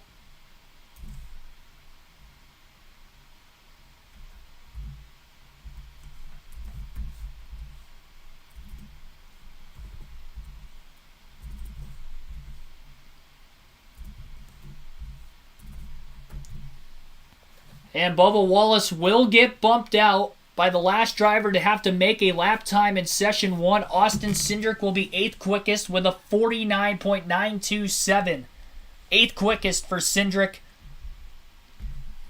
So no Toyotas will be in the top 10 through qualifying for tonight for the Daytona 500. And you can see the results from the top 10 on the right side of the screen as of right now. Alex Bowman, top of the charts, with a 49.717, about a 10th and a half quicker than second place Chase Briscoe, who ends up second. Kyle Larson would be third, Joey Logano 4th, Eric Almirola 5th, Kyle Busch 6th, William Byron in 7th, Austin Cindric at 8th, Ryan Blaney 9th, and Harrison Burton will be the 10 drivers that will try to go for the front row in the Daytona 500. Again, qualifying tonight only will set up the front row. The dual races will set up the starting order for tomorrow. Dual race number 1 will set up the inside row for the starting grid of the Daytona 500. The outside row will be determined based off the finishing positions in race number 2. The only positions that will be a lock based off qualifying today would be the front row, first and second place, as long as they, of course, stay out of trouble in their dual race tomorrow as well. Got 83 people watching. Be sure to hit the like button, subscribe for more daily NASCAR content if you have not done so yet. Make that 55 likes on the stream now. Definitely hit the like button, subscribe for more daily NASCAR content. We've got the final 10 for qualifying coming up after the break.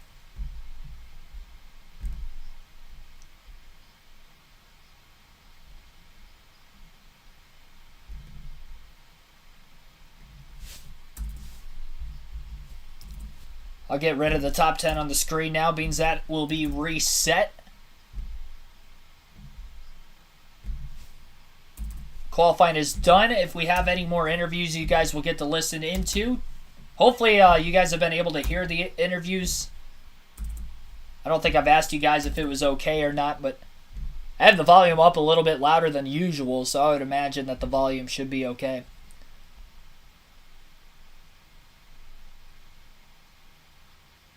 Craig Smith, thanks for tuning in also.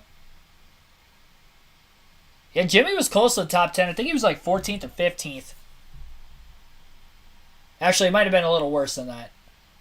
He was around there for a while, but I think some of the guys there at the end were able to get by him. Jamie Little standing with Alex Bowman. Thought you said, my old crew chief, he brought a great car down here 5 years in a row. We'll see if Blake can do it. What a lap. How did that feel? Yeah, for sure. It's good. So we got to go do it again. We've been fastest in the first round quite a few times and ended up second in the second round. So hopefully we can hang on to it. But yeah, Blake and all the guys brought a really fast Ally 48 car. And hopefully we keep this Camaro up front. I know it means a lot to Mr. H and all the guys to get pole awards here. So we're doing our best to make it happen for him. All right, we'll see if Alex Bowman can do it again. Josh? Over here with Kyle Busch. Kyle Busch with Josh Sims. I think I called him Chris Sims earlier by accident. What you need to get to the top of the board after this next round? Just like what changes we can make, and there's really nothing. So, it'll kind of be interesting to see who can pick up time and what happens in this next round. But overall, real happy with the three-cheek Camaro. I got to get used to saying Chevrolet and Camaro and all the rest of the taglines that I got. But, just been pretty fast at the Coliseum, been pretty fast here so far. So, a lot of unknowns, but I'm looking forward to the week. And guys have been doing a great job, so excited about that ECR power. Hopefully being able to pick us up a couple more spots this next round. Thanks and good luck, guys. Again, 10 drivers will re-qualify for the front row of the Daytona 500. 2 drivers of the 6 open drivers have locked themselves into the Daytona 500 already tonight. Those 2 drivers being Jimmy Johnson and the 84 car for Legacy Motor Club and the number 67, 2311 Toyota of Travis Pastrana have both locked themselves into the Daytona 500 based off qualifying today. And the 4 drivers who will have to race their way in through the dual races tomorrow, with the best finishes amongst them, would be the 50 of Connor Daly for the money team, the 13 car for Colleague Racing of Chandler Smith, Zane Smith in the 36 in the extra front row motorsport entry, and the 62 Beard Motorsports Chevrolet of Austin Hill. It's going to be interesting.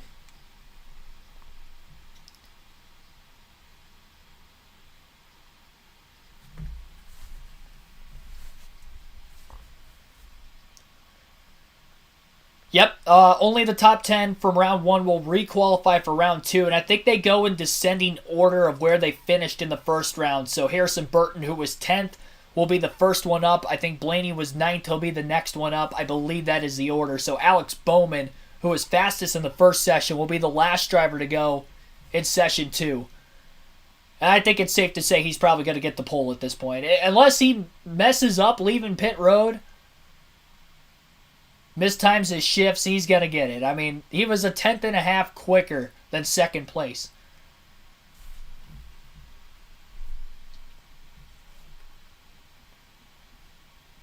He was so much quicker than the other Hendrick Chevys. The next highest Hendrick Chevrolet was William Byron in 6th.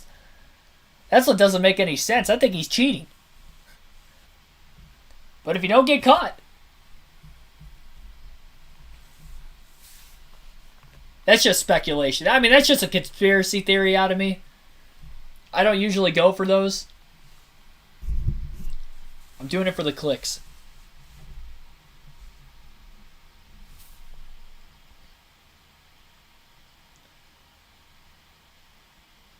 Yes, the top 10 re-qualify, but we're only going to set the front row tonight. Positions 3 through 40 will be determined based off of tomorrow night's dual races at Daytona. That will start at 7 p.m. Eastern Standard Time, and we'll be doing live commentary as well for that. So be sure to tune in. Those races will be on Fox Sports 1 just as qualifying is today. Malou, thanks for tuning in. Typical Penske fan. I'm specifically a Ryan Blaney fan. He just so happens to race for Penske. Got to root for an Ohio native. I got my sentimental reasons. I've explained it on the channel before, but I grew up watching Dale Blaney race sprint cars in Northwest Ohio where I grew up. And Dale is Ryan's uncle, Dave Blaney's younger brother. So when Ryan was working his way up through the ranks in NASCAR, I was already a diehard NASCAR fan at the time. I'm like, Ryan Blaney's going to be my favorite driver when he gets to the Cup Series someday. And he did. So I've been Ryan Blaney fan since his early truck days with Brad Keselowski's truck team.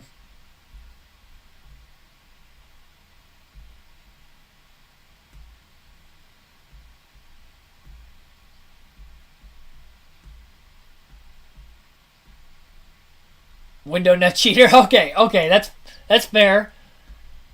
That is fair.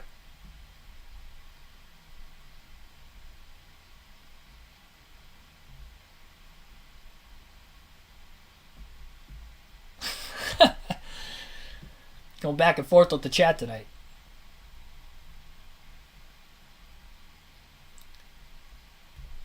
Hendrick Motorsports has 15 Daytona 500 pole awards, trying to go for number 16 today. They've swept the front row 8 times, also trying to do that. They do have 2 drivers in this second session. Byron going to have to pick up the pace, though, from session 1 to session 2 if he's going to want a shot at the pole. The lap, honestly, though, anybody could get the outside of the front row. I think Bowman's clearly going to get the pole, but 2nd through 10th was just barely over a 10th of a second. That could easily be made up on the racetrack through the second session. And mainly it's going to be the launch leaving pit road. That's going to be the biggest determining factor, but it's also going to be a big factor in how the wind is going to be as well for some of these drivers. Because it seemed like the headwind off the exit of turn 4 was the difference maker in a lot of those lap times.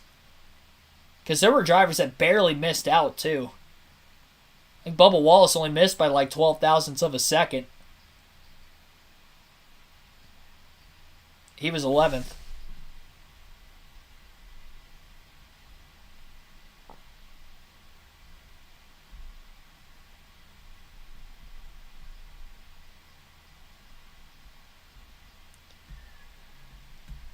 Let me know who you think is going to qualify on the pole for the Daytona 500 tonight.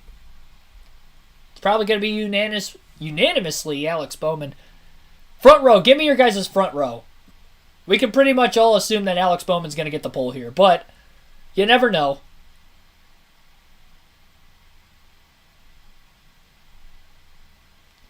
My dog Fulton, thanks for tuning in. The Undertaker will pole. The Dead Man? 48.5. Oh, yeah, I forgot Larson's in this. 300 cars, my bad. I got rid of the top 10 because I'm going to have to put him back up on here again. Yeah, Larson, Byron, and Bowman going to be going for the front row for Hendrick Motorsports. 48.24. I had 48.9 earlier, but Chase Elliott did not make it to the top 10. Barely missed. 12th, 13th, session 1. He's one of the last drivers that got booted out. I think he was 12th. Other Expert Gaming, thanks for tuning in. Picked Bowman earlier. Safe pick, smart pick. Yeah, I had Bowman for the front row, but I had Elliott on the pole. I was already wrong. It's tough to tell, though, because there was no practice earlier, so you're just basically guessing off of previous year's performance, which doesn't really correlate too well, unless you're Alex Bowman. It correlates if you're Alex Bowman, but anybody else, it's all up in the air. Chevys weren't collectively as fast as they have been, except for 3 HMS cars and Kyle Busch. But outside of that, though, the Trackhouse cars weren't in the top 10 like they were last year. I think the 43 got in the top 10 last year, too, and he was way off. All the Legacy Motor Club race cars were outside the top 10. Johnson was good enough to get in, but I think he was around 20th. Jeff Gordon standing in with Jamie Little. It is to Mr. H to go for the pole. How important is it to you and this organization on the 48 team?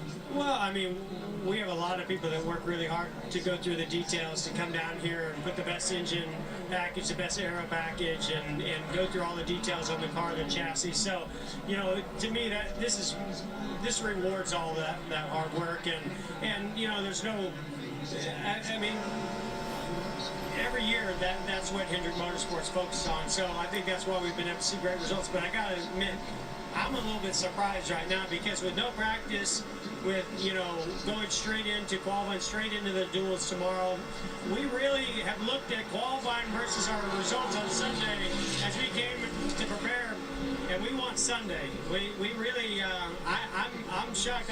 I'm going to all these cruises going, hey guys, I thought we came here to be better in the race on Thursday and on Sunday. So really proud of these guys. Obviously a big day with Ally and Alex. So fingers crossed that they can get this done, because that would really complete an amazing day for them already.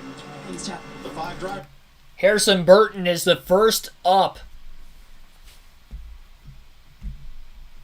Again, he was 10th in the first round. Descending order. So whoever was 10th going first, obviously. Ryan Blaney, who was 9th, will be next. Harrison Burton will obviously be the top of the charts right now. Time's in at a 50.070. So Harrison Burton dropped off a little bit. Burton a little bit slower from where he was in that first session. Belize Bambino, thanks for tuning in.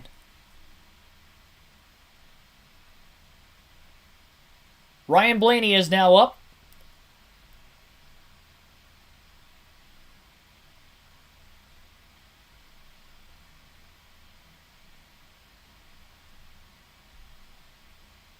The cars that are going to be able to cool their engines off the quickest are likely going to be the ones to set the quicker lap time. So with Bowman being the third to last car to go in Session 1, even though he's the last car to go in Session 2, that's not a very long break. And they did give these teams about a 5-minute waiting period between the last driver to go out in Session 1, which was Austin Cindric in this session. And I think Cindric's going to be up next after Ryan Blaney, and Cindric literally just went out. Blaney is going to be able to beat Harrison Burton at the line. A 49.985. His lap time also dropped off, but he was quicker than Harrison Burton by almost a tenth of a second. So Ryan Blaney to the top of the charts. I don't think he's going to hold it. I don't think he's going to get to the front row.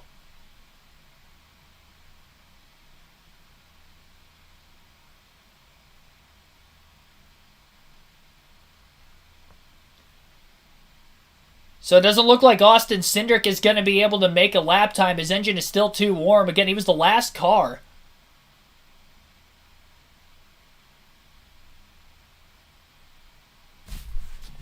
Here's Larry McReynolds to explain. What you want to do is overheat that engine just to maybe go from 10th in qualifying up to 4th or 5th. So I think that's one thing they're looking at. We do not want to hurt this engine. So if they do not run, they will start 5th in the second dual race, 10th overall. Well, there you go. They'll be locked into a 10th place qualifying effort then today, assuming that they don't make a lap. William Byron will be the next man up right now. They'll probably give Cindric a little bit more time to try to cool the engine off, but it's not worth burning an engine up and starting at the tail of the Daytona 500 versus having a chance at least race his way to getting a good start tomorrow. Byron is tracking pretty well right now versus the 12 of Blaney, who is currently the race leader. Not the race leader, but the qualifying leader.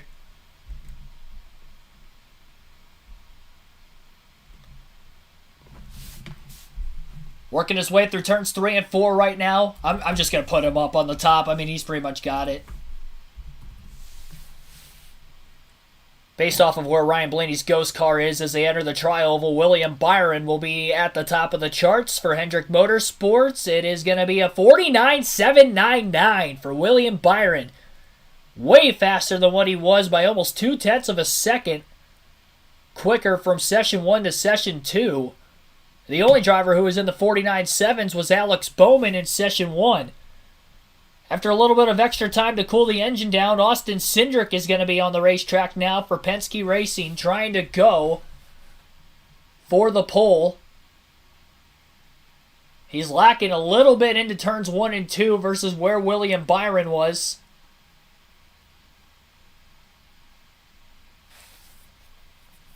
The defending Rookie of the Year champion and Daytona 500 champion Austin Cindric at least is going to be locked into the top 10, but obviously the engine, even though it was cooled down enough to make a lap, it is not going to be cooled down well enough to make a good time. See, that's the problem with this session qualifying for NASCAR. This is the flaw with it. And we saw it from Austin Cindric being the last car out in the first round and has to go right back out as the third scheduled car and ended up being the fourth car out for Session 2. A 49.996 for Cindric. He was still faster than Harrison Burton. He'll time in third quickest. Kyle Busch, Rowdy, next up. He'll be the 5th driver of the 10 out in session number 2. His lap will start right now. We got a Chevy at the top right now of William Byron. Kyle Busch was the only non-Hendrick Motorsports Chevrolet to qualify in the top 10 through Session 1. Pacing well, but not well enough to keep up with William Byron by the exit of turn 2, and he's still losing him on the back straightaway. Busch going to the apron, trying to get a draft off of Austin Cindric. Cindric was on his cooldown lap on the apron. I think Busch was trying to get whatever draft he could. Moved up at the last second. It's not illegal, but it doesn't seem like it's going to deem effective enough to knock Byron off the pole. That was some risky strategy, and I wonder what Cindric was thinking out of his rearview mirror, seeing the 8 car going so much faster than him. That's probably going to be illegal going forward. But it was not illegal at the time of Busch doing it as far as I know. 3rd fastest for Kyle Busch, by the way. That was some bold thinking. 49.989 for Kyle Busch. 3rd quickest. Yeah, he couldn't have been getting much draft off Cindric knowing how slow... I mean, Cindric's car was basically turned off at that point. I mean, he had to have been creeping at like 65 miles an hour. Pit road speed, probably. Eric Almirola next up for Stewart-Haas Racing. And he is pacing very well right now compared to where William Byron is at. Almirola is the 6th car. It is going to come down to the wire in turns 3 and 4 right now. Working his way off of 4 into the tri-oval. Eric Almirola trying to beat William Byron. He's pacing. He's losing him into the tri-oval. 2nd fastest. Byron holds on. 1/1000th of a second of a difference. William Byron remains on the pole. Almirola 2nd by 1/1000th of a second. Blaney will drop off the front row back to 3rd. And now it's Joey Logano's turn. The final of the 3 Team Penske Fords that made it into the 2nd session. Even their affiliated Ford for the Wood Brothers made it in. And now Logano is pacing really well in turns 1 and 2. He didn't start off well in the tri-oval, but he is beating William Byron by the exit of turn 2. Logano would have been 4th fastest in session 1. He still got 3 more cars to go after him. 49.799 is the time to beat right now for William Byron, and Logano is pacing well into turns 3 and 4, but Byron seems to be really good in the tri-oval based off of where the Ghost car's been compared to the other cars that have already taken their second lap. Back to the line. Byron's Ghost car is working closer to Logano. It's down to the wire again. Logano will be 3rd. 3 1/1000ths of a second behind Almirola, and 4 1/1000ths of a second behind still top driver William Byron.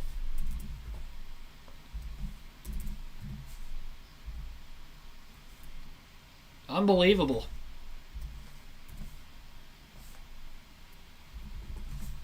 Joey Logano, 3rd fastest. A 4 1/1000th of a second difference between 1st and 3rd right now. Next driver, former NASCAR Cup champion Kyle Larson. Larson pacing ahead of Byron, as we saw with the last 2 drivers that went, but Byron was able to pick up off the exit of turn 4 in comparison to these other drivers who continue to fall off. But Larson pacing well ahead of Byron and should be able to hold on with ease off the exit of turn 4. Larson trying to go for back-to-back poles in the Daytona 500. He's got it for right now. We're going to have 2 more drivers left after Larson. 49.708. That's a new quick time, not only in round 1, but that was faster than Bowman's time in round 2. Bowman has not gone yet.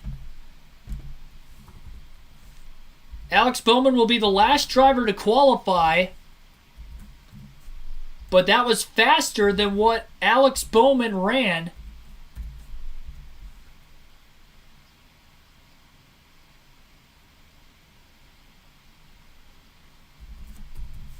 That's unbelievable.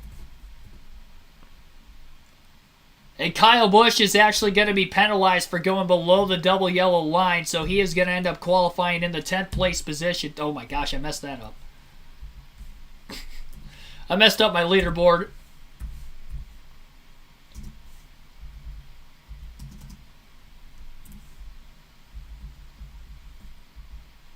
I don't know where I'm at.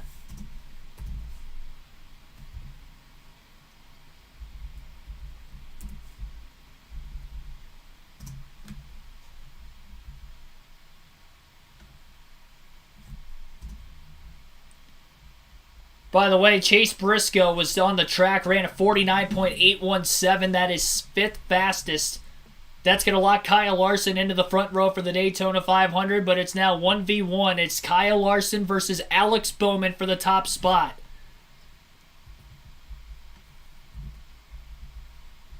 Front row Bo, I like that nickname. Front row Bo.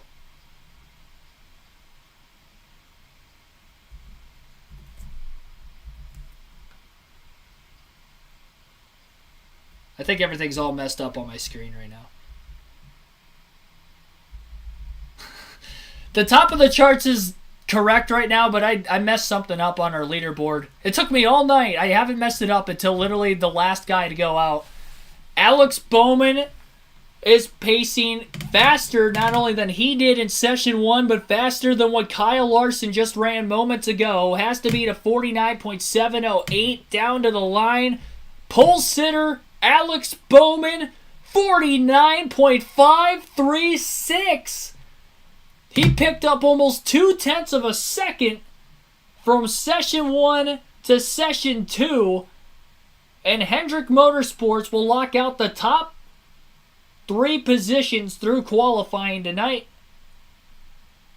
Despite being all over the top 10 through session 1,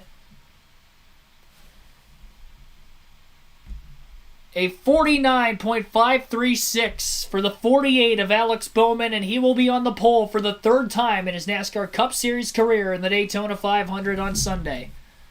And Kyle Larson, for the 2nd straight year, will be on the front row.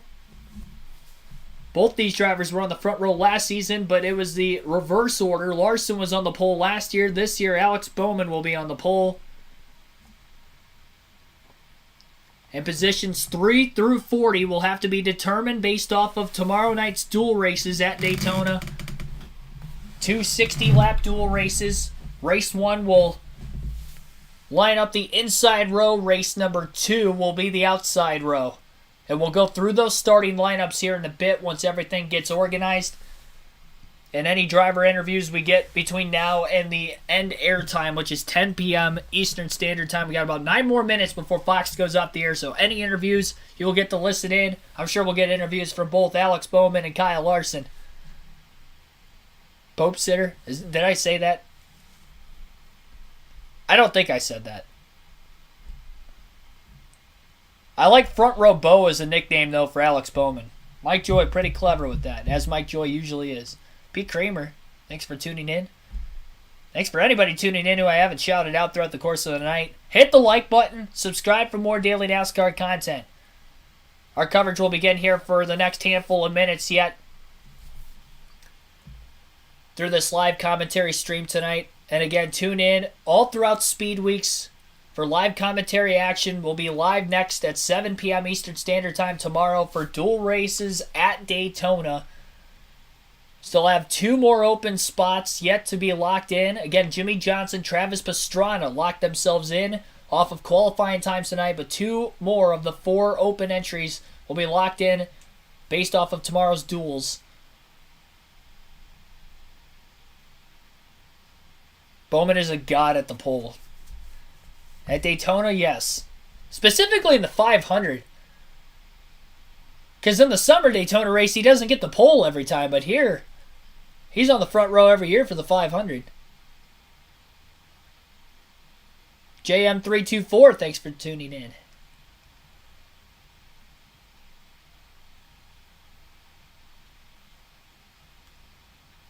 Yeah, Hendrick's always got quick cars in qualifying, but Alex Bowman, a record 6th consecutive year, will be on the front row for the Daytona 500 in his 3rd pole of his Daytona 500 career in the NASCAR Cup Series. Here's Bowman. How do you now transfer this over to a win in the 500?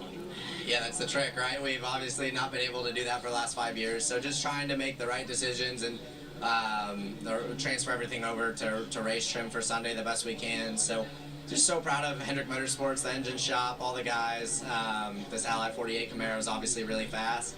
I don't have a lot to do with qualifying here, so just fortunate to qualify some really fast race cars, and really cool to see Hendrick Motorsports 1, 2, 3. So yeah, petition to make Blake do the 5 hours of media tomorrow for the pole award, but I'll take it. It's pretty cool. Your pole sitter, Alex Bowman. Jamie? And it's Jamie Little with Kyle Larson. the 2nd time. Mr. Rick Hendrick was just on the phone with you. What did he say?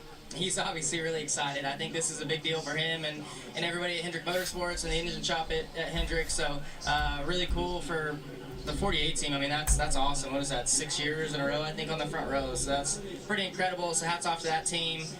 Congrats to Alex. I think he's got a lot longer legs than me, so I think he can push the gas pedal down further. So, but no, it's proud of everybody on the 5 team as well. It's really awesome to be on the front row and know if you just finish the duels tomorrow and don't have to go to a backup car, you get to start from the front row on Sunday. So.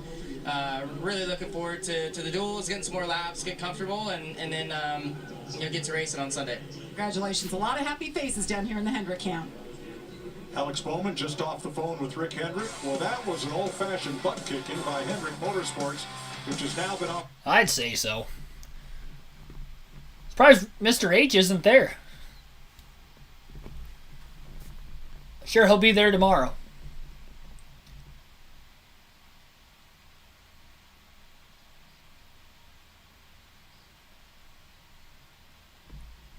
Pete, I agree with you wholeheartedly. I messed my leaderboard up. My leaderboard is not correct. I messed it up right before Alex Bowman went out. It was correct until I heard Kyle Busch was going to get placed back into 10th for going below the double yellow line. He was trying to draft off of Austin Cindric on his qualifying lap.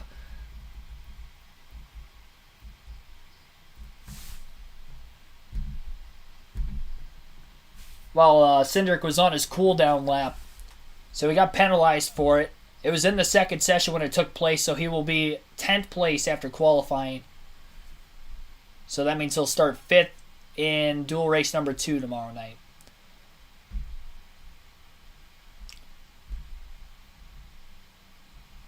Once we get the full leaderboard, I will be able to show you guys that said leaderboard, or at least I can't physically show you the leaderboard, but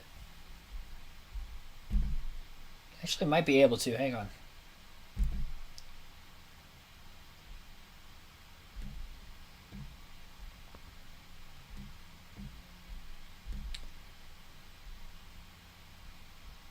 .536 again was the pole time for Alex Bowman, an average speed of 181.686 miles per hour.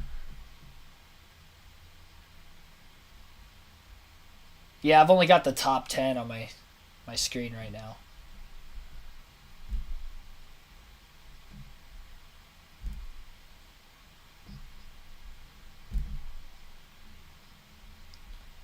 I didn't realize the raw... If I would have known the raw feed was up for qualifying, I would have used it.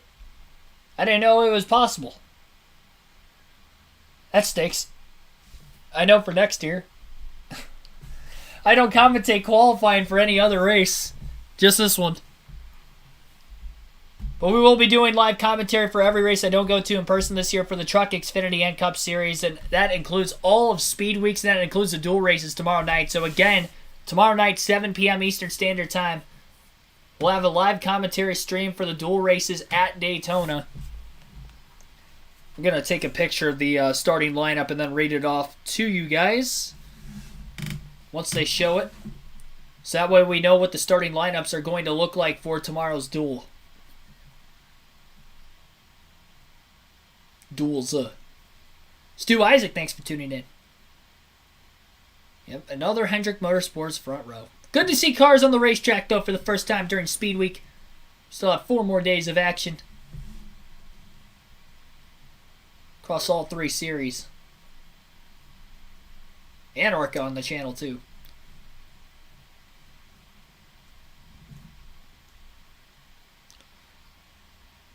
So, again, start times for the rest of the week. 7 p.m. Eastern Standard start time tomorrow night on the channel for the dual races at Daytona.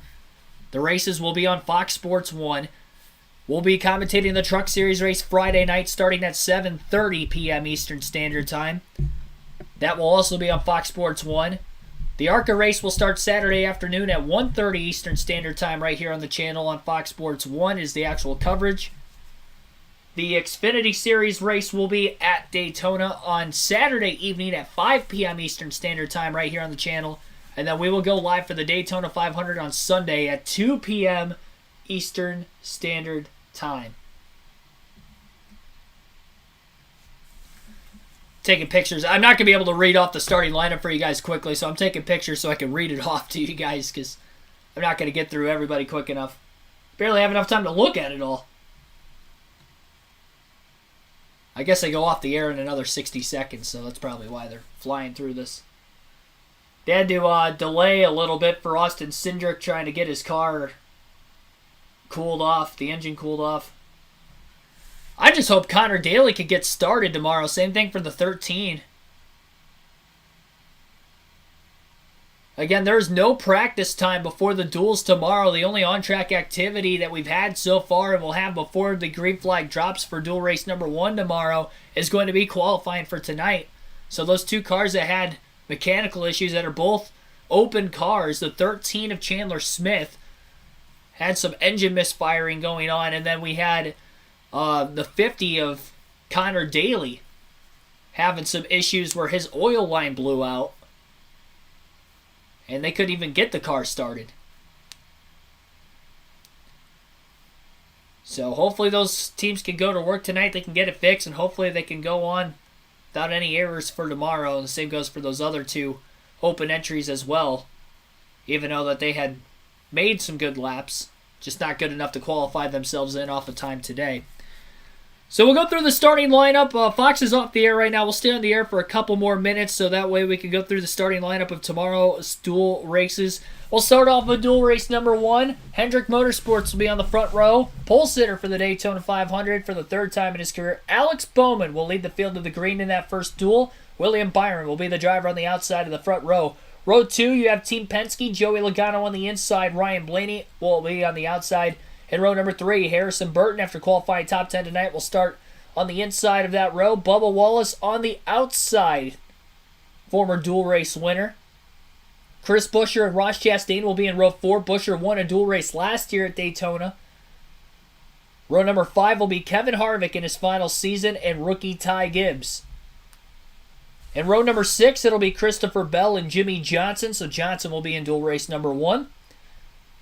Michael McDowell and Eric Jones will line up in row 7. Zane Smith and A.J. Allmendinger in row 8. Again, Zane Smith, one of the open entries for tomorrow. Johnson is locked into the 500, by the way, based off of qualifying today. So Zane Smith's going to have to race his way in tomorrow. He'll start on the inside of row 8. Austin Dillon, Ricky Stenhouse Jr. in row 9. Cody Ware, Ty Dillon in row 10. And then Chandler Smith rounds out the field in that first dual race. Again, 21 cars in each duel tomorrow. Chandler Smith and Zane Smith will be racing each other in dual race number 1. So whoever finishes better between Zane Smith and Chandler Smith will make the Daytona 500.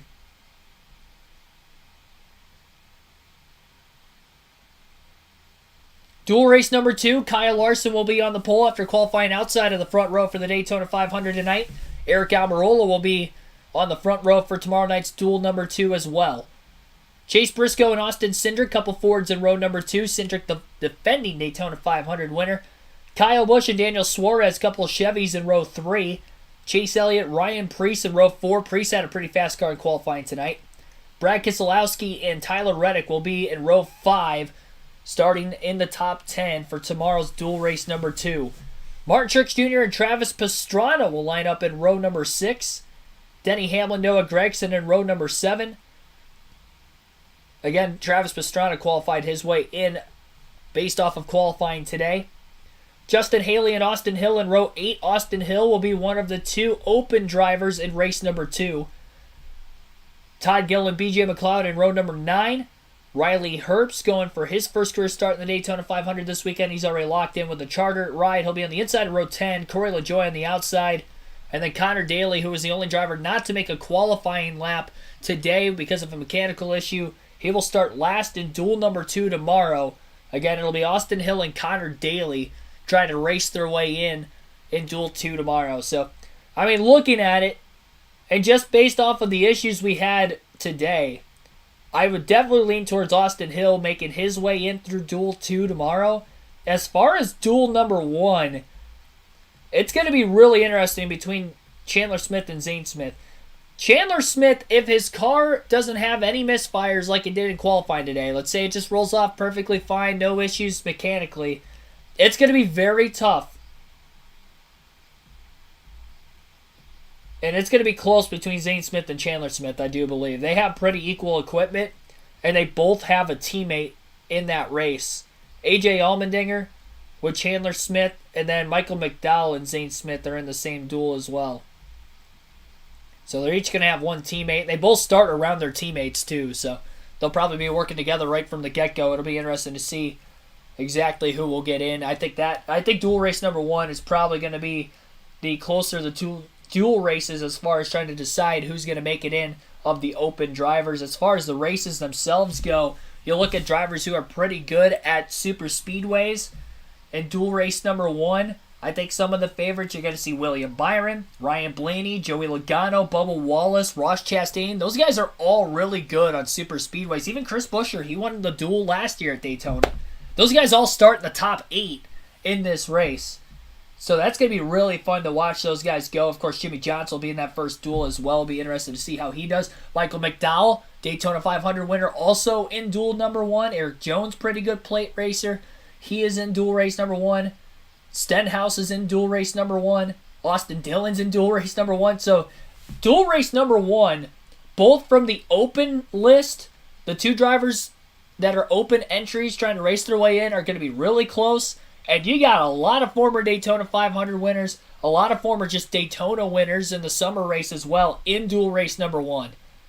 It is a stacked lineup in dual race number 1 when you look at success on those particular drivers on super speedways of Daytona, Talladega, and even New Atlanta.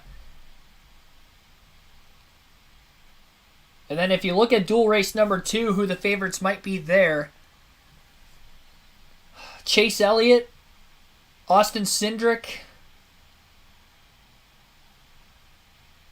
Justin Haley potentially, even though he hasn't really done much in the Cup Series on a super speedway. Denny Hamlin, Austin Hill, I think could have a good run. He's one of the open cars. I don't think the open battle is going to be as good in that one. I mean, equipment-wise, they're pretty equal. They're both Chevys, Daly and Hill. But Connor Daly obviously doesn't have hardly any experience in NASCAR in general, and Austin Hill's a good super speedway racer in the truck and Xfinity series. So he's got the odds stacked against him. And that 62 team is qualified for the 500 with Brendan Gaughan and Noah Gragson in the open entry spots in the last handful of years, so I don't see why Austin Hill can't do it either, especially when his competition in that first dual race is Connor Daly. I mean, maybe Corey LaJoie can have a good run. But honestly, yeah, dual race number 1 is stacked, and dual race number 2 is a lack thereof.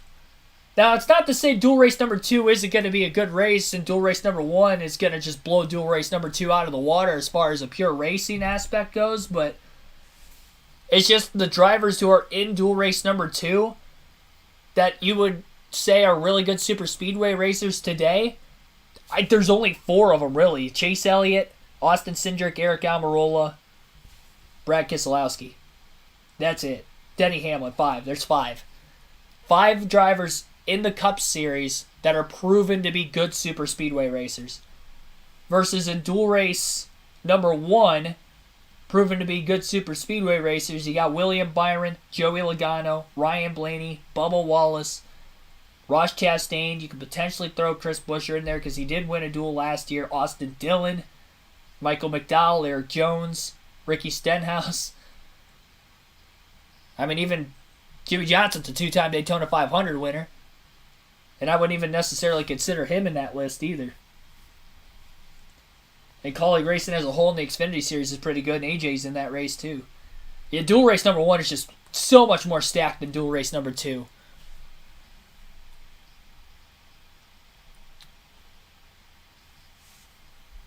So that is going to be it for tonight's live stream. Appreciate you guys tuning in. They've had a college basketball game on behind me. Well, in front of me, I guess. Behind you guys, technically, because of where the camera's facing. But that's going to wrap up tonight's action. Hopefully you guys enjoyed. Be sure to hit the like button. Again, subscribe for more daily NASCAR content. I want to see if we hit the 3,500 subscriber mark. We needed 12 coming in.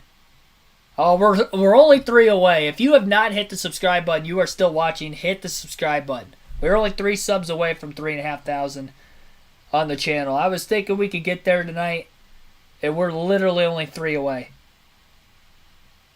But definitely hit subscribe, hit the like, helps these streams out a ton. Appreciate you guys tuning in here tonight through qualifying of the Daytona 500. Again, this is the first time I've ever done live commentary for qualifying. And honestly, outside of the blunder I had with trying to get the leaderboard fixed there on the last qualifying driver of the night, everything went by pretty smoothly. So I didn't realize the raw feed was available on NASCAR's website. If I would have known it was available, I definitely would have used it. But at least I know for next year.